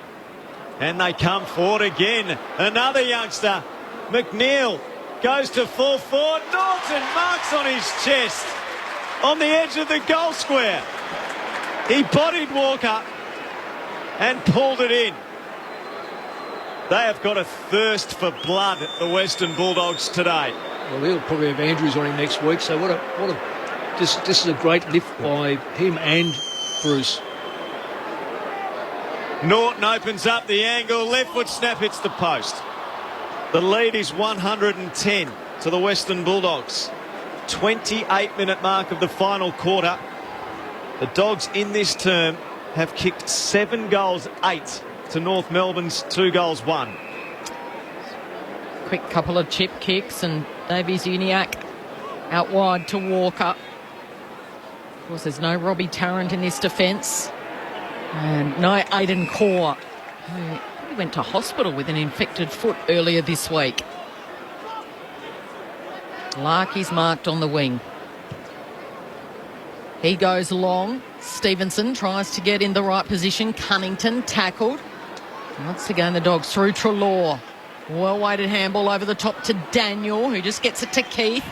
Could have given it off to Daniel. Now he draws the defenders. He does give it to Daniel. Off to Bailey Smith, who charges to 70 out into the pocket, and Bruce has got it. He's been irresistible, the man of the afternoon. He's got 8 goals so far, and he's got it in the right forward pocket, 15 metres out. Nice kick inside by Bailey Smith. The run, link up with Caleb Daniel, as they've done all day, running half-backs, the running wingers and mids of the Dogs. And he's going across his body here. Deep breath. 1, 2, 3 steps, and Bruce is on cloud 9. 9 for Bruce, 23 for the Dogs. And the fans are dancing in the aisles. 23-17, 155. North Melbourne 5-9-39. There were 2 points for the Kangaroos coming in. They had to be competitive and they had to draw a good crowd. They've got 1 tick. They've passed 1. 28,483 in the house this afternoon. That is a good result for this struggling, battling football club. 28,483. There's not many of them left here, the North supporters, which is a real shame. You hate seeing this as a person. You know, we love our footy, Lingy, and you just want to see great contests and people to enjoy the game and get something from it. You know, you're not always going to win, but you've got to have an effort. Some football histories there for the taking for the Western Bulldogs. Their greatest ever margin, 120 points, is within reach. A free kick out of the middle. Now the umpire's just determining who it's going to. Simpkin thought it was his, but of course it's going the other way. Everything's gone the Bulldogs' way today. McRae, a hand pass to Williams. Bailey Williams goes for Bruce. He couldn't, could he? He could! He marked between 2 defenders. And he has a chance to achieve that rare feat in football. 10 goals. He's 20 out directly in front. There's a fight on behind the play. Don't get it taken off him. That doesn't cause much of a diversion. The moments with Bruce. 14 goals last season in 17 games. Maligned on the outer. Today he kicks 10. It almost does seem like an Easter miracle. Massive melee on behind the play. Bruce barely had time to celebrate. North has decided it's time to fly the flag. But where was it earlier? Josh Bruce has kicked 10 goals for the Western Bulldogs, who now lead by their greatest ever margin, 122 points. Call the crime scene investigators. There's been a killing down at the docks. 24-17, 161 to North Melbourne, 5-9-39. Wow, 10 goals. I didn't think I was going to turn up here and see someone kick 10. Well, certainly not Bruce anyway. No. You just like to see North Melbourne kick 10. This has been complete destruction. Exactly what you'd hope from the Dogs as a Dog supporter. So they've broken up the melee. Poor Josh Bruce was left to celebrate by himself because his teammates left him to get involved in the blue. Treloar's got it. Kicks just inside 50. There's still time last minute of this contest. Suddenly it's come alive. The Kangaroos cracking in. Out to Liberatore. He was in the middle of that blue, I can tell you that much. Norton, awkward little half volley. Handballs backwards, going to ground was Dunkley. They set upon him. And Josh Bruce is lurking. He's hunched over. In fact, he can barely move. His left boot's kicked 10 goals this afternoon. And that margin is 122 points. As it stands at the moment, it is a record-breaking afternoon. Treloar still wants more. He's kicked 3. English flies in, waiting at the back, and soccering it through was the sub in Lipinski. No. And there's a free kick here, Cal. So it's coming back. English's ball. I don't know why advantage isn't paid then, if it's a goal. Yeah, well, it's really crazy stuff, isn't it? Looked like Lipinski socked it through, but it is coming back to English. So he's kicked 2. He wheels around. Party started. It's 10 for the quarter too. 10 for the final term. 10 for Josh Bruce. Margin is 128 points. Footscray / the Western Bulldogs have never led a team by this much before. 25-17, 167. North Melbourne 5-9-39. Bulldogs cheer squad at the southern end behind the goals are up on their feet. They're clapping, they're waving flags. And of the 28,000 here, I would say about 18 of them are remaining, and they're going to enjoy the final 18 seconds of this contest on Grandstand AFL. Even the most one-eyed Bulldogs fans can barely believe what they've seen today, what they've been treated to by their ruthless, hungry team. McRae out of the middle, can't break it free, even to the very last. They're unflinching. Cunnington gives it off. Davies-Uniacke gets a long kick going forward. Could there be a consolation mark for North? No. There's been nothing for North today but humiliation. The ruthless Bulldogs emerge as a serious premiership threat, recording their greatest ever victory in their history, going back to 1925 in this competition. The Bulldogs by 128. Josh Bruce, 10 goals.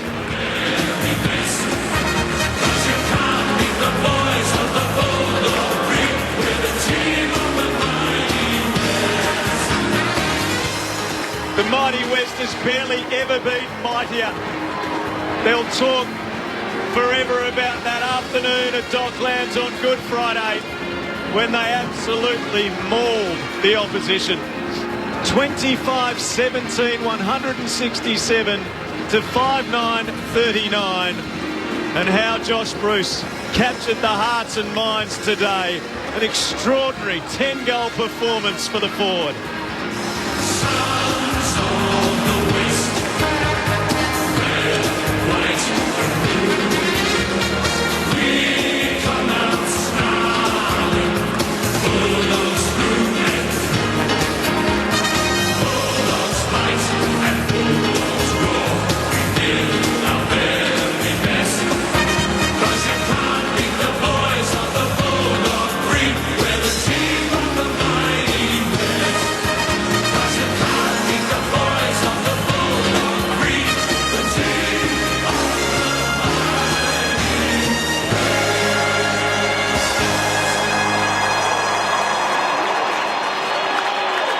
The taste of Easter chocolate won't even compare for young Bulldogs fans who are here lucky enough to see their team win in such emphatic fashion this afternoon. 25-17, 167 to 5-9-39. It is the Bulldogs' greatest ever victory in terms of margin. 128 points, eclipsing their 120-point win over Melbourne in 1985 under Mick Malthouse, when Simon Beasley kicked 12. It was Beasley with 12 that day. Today it was Bruce with 10. The Bulldogs, for the first time since 2009, win their opening 3 games of the season. I'll quickly go through the goal kickers, if that's possible, Cameron Lee. 10 to Bruce, 3 to Treloar, 3 to English, 2 goals to Dale, 2 goals to Norton, singles to Bontempelli, Dunkley. Scott kicked his first in the AFL. McNeil, Dale also got a couple, and Lipinski a goal for the Dogs. While for North Melbourne, Jaden Stevenson kicked 2, Larkey kicked a goal, Lazaro kicked a goal, and Hall kicked a goal. It was the Dogs by 12 at quarter time, 38 at the half, 74 at three-quarter time. They run out winners by 128 points. A performance that took your breath away. Mick Malthouse and Cameron Lee. It did take the breath away, you're right, Al, and it started with selection. We touched on it before. Mitch Wallace and Lipinski both left out of the team. Lipinski ended up as the medical sub. Luke Beveridge made a bit of a statement with Mitch Wallace saying, I want all my players on edge, don't want any complacency coming into this game, and that's exactly what he got. Maybe 5 minutes in, they were a little slow to start, maybe a little lethargic after the incredible game last week against the West Coast Eagles. That's fine. The attitude was there, and they just nailed every single moment from that point onwards, and even right into the last quarter. I can only imagine, Mick, the message from Luke Beveridge at three-quarter time must have been one of absolute dedication to excellence, absolute ruthlessness, that hard edge, because the way they started that last quarter was as though scores were level and that it was game on. Yep. They were doing everything, desperation, just everything they could to make sure they nailed that last quarter, and they certainly did. They completely powered away from the Kangaroos.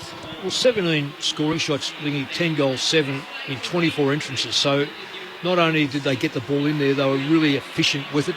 You know, to kick 10 goals when you go in 20-odd times, and 7, well, we saw, I think there's a couple of posts in that. I think Bruce was terrific. There's no question about that. The thing that I reckon they would be very happy with, the overall right across the ground.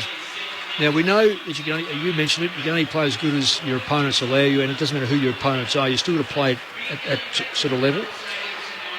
This is a great fill-up for next week. I know we shouldn't be talking too far ahead of ourselves, but I can't wait for this next week's game. I just think that if it's a nice day, you've got 2 top sides.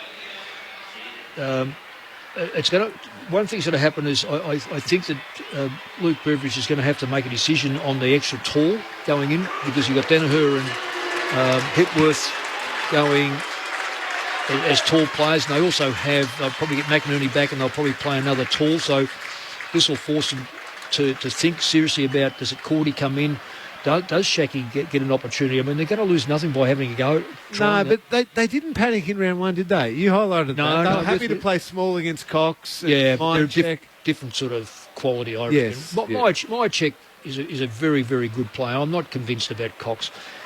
And once you've got Keith there who can do a job, look, I'm not saying you can't do it without tools, but I just think that when you start to come up against the best sides, you've got to have a backup. And Gardner, he looks like if he's done AC and shoulder, he may not come back for the rest of this year. And look, his form's been patchy, but they're going to have to make a decision on Cordy, or they're going to say, Wood, you're now our next tall. You just have to do that job that Williams did against Collingwood, and etc. So, I mean, what it does do, it gives him plenty of run. And the other thing is, too, one of my favourite players on this side is Crozier.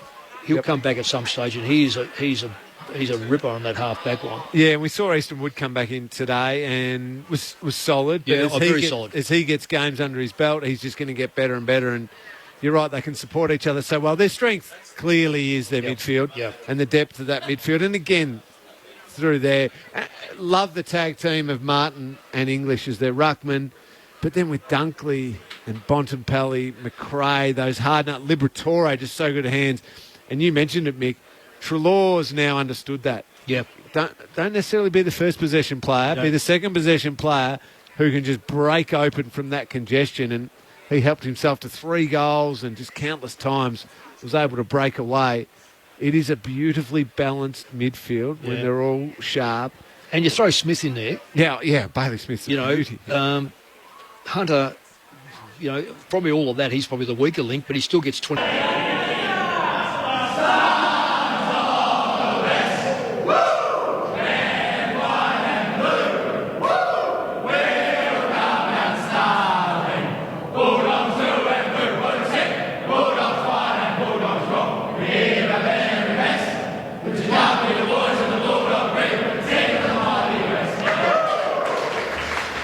was far more underwhelming than the effort from the Western Bulldogs on the field. Perhaps they were completely gassed. 25-17, 167 the Dogs. North Melbourne 5-9-39. We'll get an interview very shortly. In around about 20 minutes' time, we hand you to the Adelaide Oval for the build-up to the clash tonight between the Crows and the Suns. By my calculations, that's the first time a Bulldogs player has kicked 10 goals in a match since Simon Beasley in 1987. Whew. That doesn't surprise me. Brad Johnson would have got close, wouldn't he, a few times? Danny Del Rey there kicked maybe 8 in a final, I think, did. once. Yep. 92. I think Jono kicked They 8. got overrun too. They were up at half-time, the Dogs, in that game, and got... You just bring up all these great... Next come week, on. talking about the 94 qualifying final. I was trying to talk Bulldogs. How good is it, though? I mean, we're sort of been holding off whether we're convinced on this new rule or not and whether it's working. But last night, watching that fantastic ending and finish, and then 10 goals from a full forward, it feels like old school footy is back, and it's those sort of moments that are going to bring kids through the gates. I don't know whether that rule had a lot of bearing on Josh Bruce's 10 goals, really, because I think he earned the 10 goals, and it was why they broke off the back line. I don't know whether there's a lot of stop to get that ball going into that. There was certainly a couple of goals kicked because of it, which, the player on the mark is just, he's a dummy. He just might as well send it like a mannequin, glued to the ground. But nonetheless, that game last night, there's 11 goals kicked of each. So it hardly had anything to do with, it was just a great, tough game.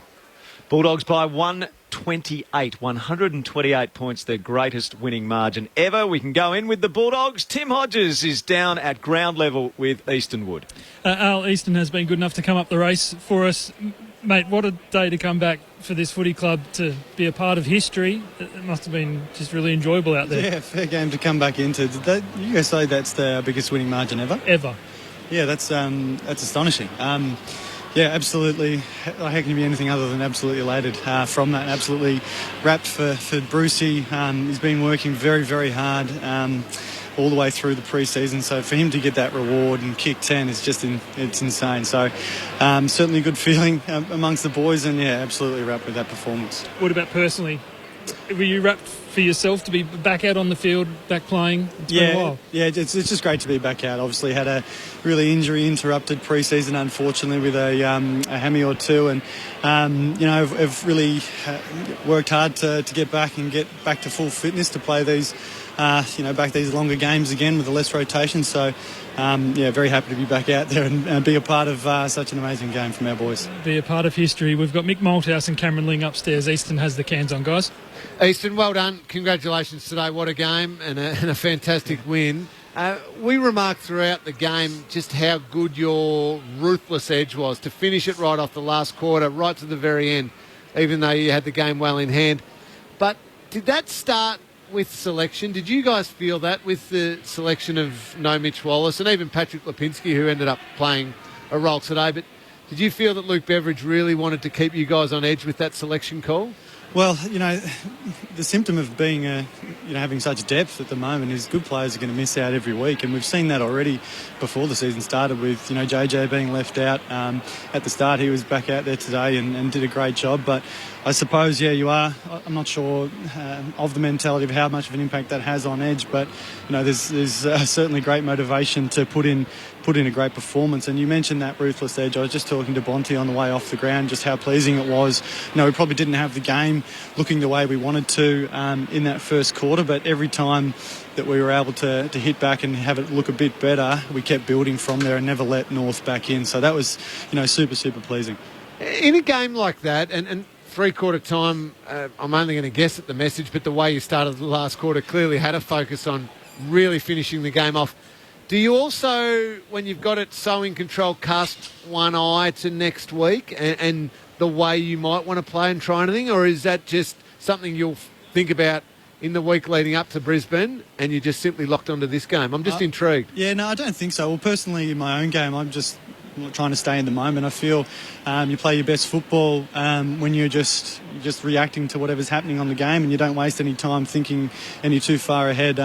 Probably been burnt in the past by trying to preempt things or get a bit creative there. So just trying to stay in that moment and react to whatever the game's producing in front of you, I feel is our best way forward. And I feel like our boys did that and were able to get it all on our terms and put in a great performance. Easton, congratulations. It's great to see you come back. When the news got through that you had a hamstring, everyone would have thought, a player at that age and how long is it going to take? But you seem to have got back a lot quicker. And full credit to Luke. You weren't putting a line through me, were you? No, I wasn't putting a line through you. I was putting a line through a number of weeks actually. But I was interested that Luke Beveridge has decided to give you an extra week. And I reckon, look, players probably don't like that, but at the end of the day, it's a marathon and not a sprint. Yeah, and talking about that, look, young Gardner out now. What one could probably think of a few weeks. What do you think is the backup plan there for the Tools, particularly when this game has finished and you've got Brisbane next week and you've got 2 or 3 really terrific Tools playing for the opposition. Is there, in your mind, do you think that your back six tonight could handle that thing, or do you think you do need an extra tall back there? We probably need an extra tall. We've got some boys playing some great footy in the VFL, between Buku Karmas, Zane Cordy and Louis Young. All three could easily slot into that extra tall position, but that's obviously something Bevo and the coaches will go over with a fine-tooth comb and see which one of those boys is in form and whether, that's the straight swap for Gardy, or whether they think as a smaller defence we can get it done. We've done that in years gone by. That'll be interesting to see how that plays out. Yeah, it was interesting against Collingwood where you only had the one tall and you were out of the side injured, that Williams was able to take Cox. So that sort of methodology, do you think that is sustainable though? It'll certainly play a role. I mean, it's been great to see Bailey be able to add that string to his bow and play that third or second tall at times. I've done that in the past, so whether that's what the coaches will be looking for us to do, I'm unsure. It'll be very interesting to see. And I know this one's probably out of your room a little bit, but Mitch Wallace, have you spoken to him? How does he feel about it being dropped? As we said up in here, if he had been able to hang on long enough, he's part of a history-breaking win. Yeah, look, we of course we've spoken to Mitchie. It's really, really hard. Having such a fantastic year last year, being vice captain, and any time a player is omitted, there's an extreme disappointment there, and that's probably heightened for him being in his position. But, he's been there before, and so many of his teammates have as well, and we just know that all you can do is go back and apply your craft. And, he's such a quality individual. That's why he's our vice-captain, because he works his bum off, and he would have done that in the VFL today. Sure. Well spoken too. Terrific to hear from a player like that and speak so well. Easton, Kelly Underwood upstairs. Josh Bruce, we've already asked you about him. He's got 14 goals for the season now. Last year he kicked 14. He's just done it's not a bad start, is it? He's done a television interview a few moments ago where he's been quoted as saying that he was in poor shape last year and that he's now 93 days sober and trying to get to 100 days. So he won't be celebrating with a beer tonight. Is that something that you're aware of, that he has had that commitment, or is that sort of news to you? No, we've been aware of that. As players do at the end of the season, they go back and they think about their game and where they were and whether or not they're at their best. And it's just really, credit to Josh for going back and having a really honest appraisal of where he was at and where his game was at. So for him to commit to that, but commit to getting fitter and commit to just trying to get the best out of himself. I'm not sure if he expected to have the reward so quickly. Kicking 10 in round 3 is pretty incredible. But I'm just looking forward to him continuing to play the way that he's been playing. He's been moving so well, as he said. He's dropped that little bit of weight and he's covering the ground, and the confidence that he's playing with at the moment is incredible. Did he initiate that alcohol ban, or is that something that came from the club? You'd have to. I'm sure it was him, but you'd have to ask him for that. And Easton, Alistair Nicholson here. Just interested in your thoughts on the impact of Stephen Martin Wilson and Adam Treloar, your two high-profile recruits in the off-season. Treloar with a couple of great finishes How amazing today. were those goals through the middle of the Yeah, ground. just brilliant. And then the left foot snap from the pocket. And Steph Martin Did he kick three? He did. Oh, I've got to start to keep track. It was a blur, mate. There were so many 25 today for your team. But Martin, the way he's been able to assist English as well, can you offer a thought or two on your recruits? Yeah, well, Steph is just such a big, strong man, and really just works so hard. And that's, it's been spoken a lot about the talent and the depth in our midfield, and for Steph to go in there and give those boys, know exactly where the ball's going to go or know where it's not going to go. Part of Tim's evolution, Tim English's evolution in the ruck had been, we probably got found out a couple of times last year, and he's really worked hard over the pre-season as well, and he's put on a bit of weight, and certainly it's just been great to see their 1-2 punch going in there. And did you ask about ads as well? Yeah. Yeah, but I think you're getting the call. Bevo, I think he's beckoning you, so... Might have to shoot off. Yeah. You all good? Yeah. Give us one on ads. He was amazing out there today. Oh, yeah, he's incredible. Just the way that his speed and the way he can carry the ball out of stoppage. It's just super impressive. And sitting in the back line watching him burst and break out and finish. I'd trip over trying to kick at that speed, so it's super impressive. You're back in the side. I don't want to get you into trouble. The coach is calling. Head down to the Well rooms. done, Easton. Cheers, thanks a lot. Great one, Easton. Easton Wood with us on Grandstand AFL downstairs with Tim Hodges on the boundary. The Western Bulldogs, if you've just joined us or haven't caught up with what happened today, they've defeated North Melbourne 25-17, 167 to 5-9-39. It's the Bulldogs' highest ever score against North Melbourne. It's also their greatest ever win against North Melbourne. And beyond that, their greatest ever winning margin over anyone, eclipsing their 120-point victory over Melbourne back in 1985. The Bulldogs winners by 128 points. Josh Bruce, the first Bulldogs player since Simon Beasley in 1987 to kick 10 goals. That magical 10. We've been crying out for the key forwards to kick big numbers again, and we are seeing it. I mean, this is not isolated. We haven't seen, 10 kicked yet this season, but we are seeing the key forwards playing more of a role this season. I had my sorry, Mick. I had Kelly asked you before about the man on the mark rule, whether or not it's made a huge difference. I think it's made a bit of a difference, but you know what I also think it's made is that coaches thought that it would make such a huge difference that in the pre-season they trained to be quicker with the ball movement and quicker with the way they play and try and exploit that man on the mark rule. So I think the actual rule on the ground isn't the whole reason why teams are moving the ball faster. I think it's that coaches thought there was a way to exploit that and have just trained the summer for that faster ball movement and that taking the ball forward more and trying to score more rather than just protecting with the ball. So I think it's actually... It has led to what we are seeing a bit more of because of the way that they've been going about it. Just feels like we've gone back to my childhood. I don't know, Lingy. There's mullets, there's bags of 10, and there's high scoring. We're seeing the century cracked, all the time, and we've had some thrilling contests. And the Sydney Swans are doing that too with their young team still, and they've got a couple of stars who've and Buddy coming back and all that. But yeah, they've trained that way over summer, and at times, as good as the Swans are going, they're going to have little hiccups along the way because they're young, but yeah, they want to play that way. I hope it lasts. There'll be some teams who maybe it's not working for them yet and they might go back into, hang on, let's just protect a little bit more. All right, very quickly to round off the Bulldogs. Serious premiership threat in your eyes, Cameron Lee? Yes, but not just because of today. Yep. Today showed me the ruthless edge, but yes. Nick Moldhouse? Well, they are, but they need an extra tool in their back line, and it has to be a good tool. It has to be a good tool. They've got to find one. That's why, I've said about Shaki, you're never going to know. He's never going to fit in that forward line. So a bloke that can find the ball as a kid, come through as a forward. There are so many failed forwards who become great backs, and I mean great backs. It would appear that Zane Cordy would be the likely one to come. Well, he's 195, but he's not quick. Yep. Gardner's not quick enough and loses the side of the ball. So when you're 3 and zip, and you've got a pretty good side around you, I think it's a chance to play someone who may be completely out of the blue. But he's got good size, finds the football and a beautiful kick.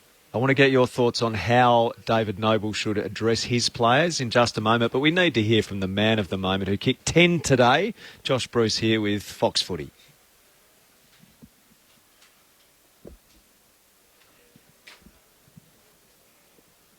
Once you get the first couple underway, you feel like that you're on top of the ground, and yeah, as you said, the matchup was favourable, and mate, our midfield's just unbelievable, and yeah, I'm just glad to have beaten Rui's record of 9. I played in that game, so stiff Rui. I was wondering how long it was going to take you, Bruce. We had 30 seconds as the over and under, and you got in 20, so well done. Hey, mate, how satisfying is that? I mean, it's still a new club for you, the Western Bulldogs, and you wore some criticism last year at various stages with your form. That must feel amazing.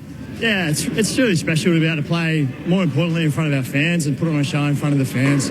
Obviously, it was difficult for everyone last year, throughout the whole of Melbourne. No one was able to get to the footy, and as you said, I definitely had my critics last year, and it was probably warranted. I was, a little bit out of shape and definitely out of form, and just really pleasing to get a bit of a reward for the hard work I put in over the last, 5 or 6 months. So.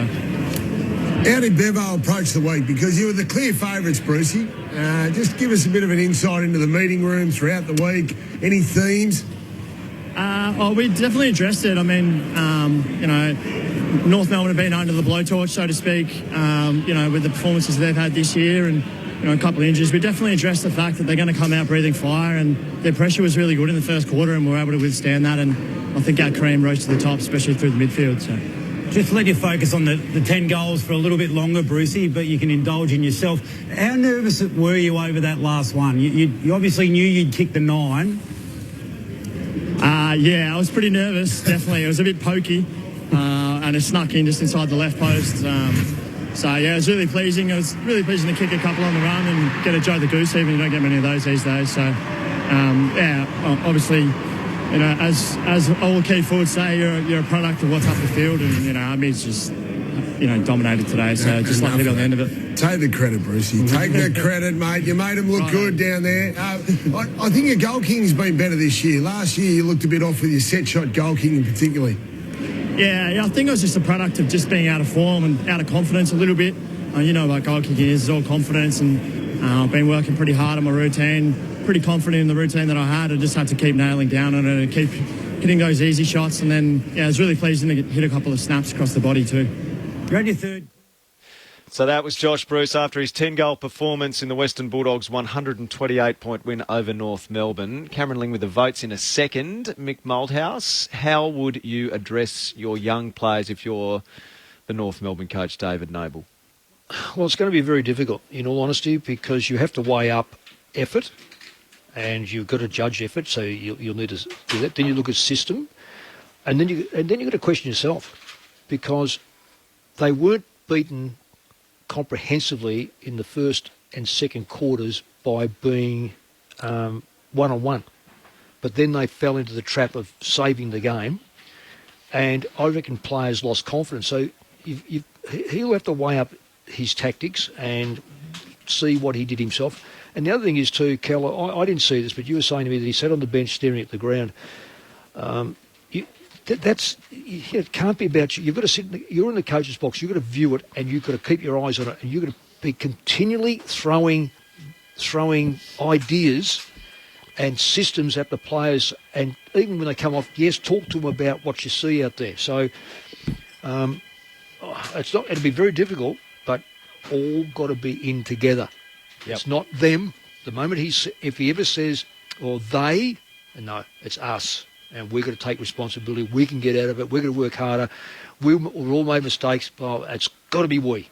It's a tough introduction to senior coaching life for David Noble. The 3-2-1 in the ABC Footballer of the Year, Cameron Ling. Simple for me today, Al. Josh Dunkley, superb, gets the 1 vote, 33 touches, 1 goal. Adam Treloar, brilliant, 27 disposals, 3 goals from the middle. But the man of the moment, Josh Bruce, with his 10 goals, 21 disposals, 10 marks. He, of course, gets the 3 votes. So the Bulldogs win by 128 points, their greatest ever winning margin, 25-17, 167 to 59-39. Next, we release you to the Adelaide Oval for the Crows and the Suns, but Doggies fans enjoy these closing stages. He's on the run. Out of the middle, McRae to Bontempelli. He's got to look at them from 60 out. The Bont, long, and how they love it. Dale, Bruce with the City's got to beat 2. He knocks it down to ground level. Treloar with a huge tackle on Mackay. It spills the way of the Dogs, and it's another goal, this time to Dale. McRae, a hand pass to Williams. Bailey Williams goes for Bruce. He couldn't, could he? He could!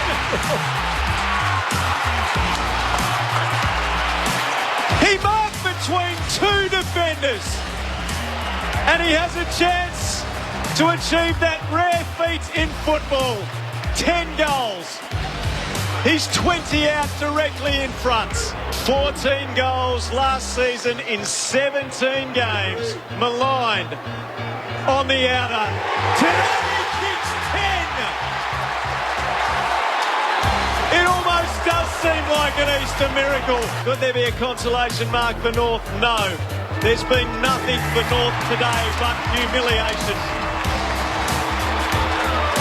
The ruthless Bulldogs emerge as a serious premiership threat, recording their greatest ever victory in their history, going back to 1925 in this competition.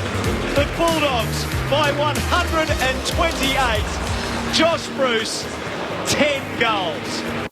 To watch the latest stories from ABC News and clips from our current affairs shows online, it's time to go direct to the source. Australia's most reliable news can be found on ABC Radio, the ABC News app and the ABC News website. Download the free app now and stay across local breaking stories, updates and analysis from Australia's most trusted news.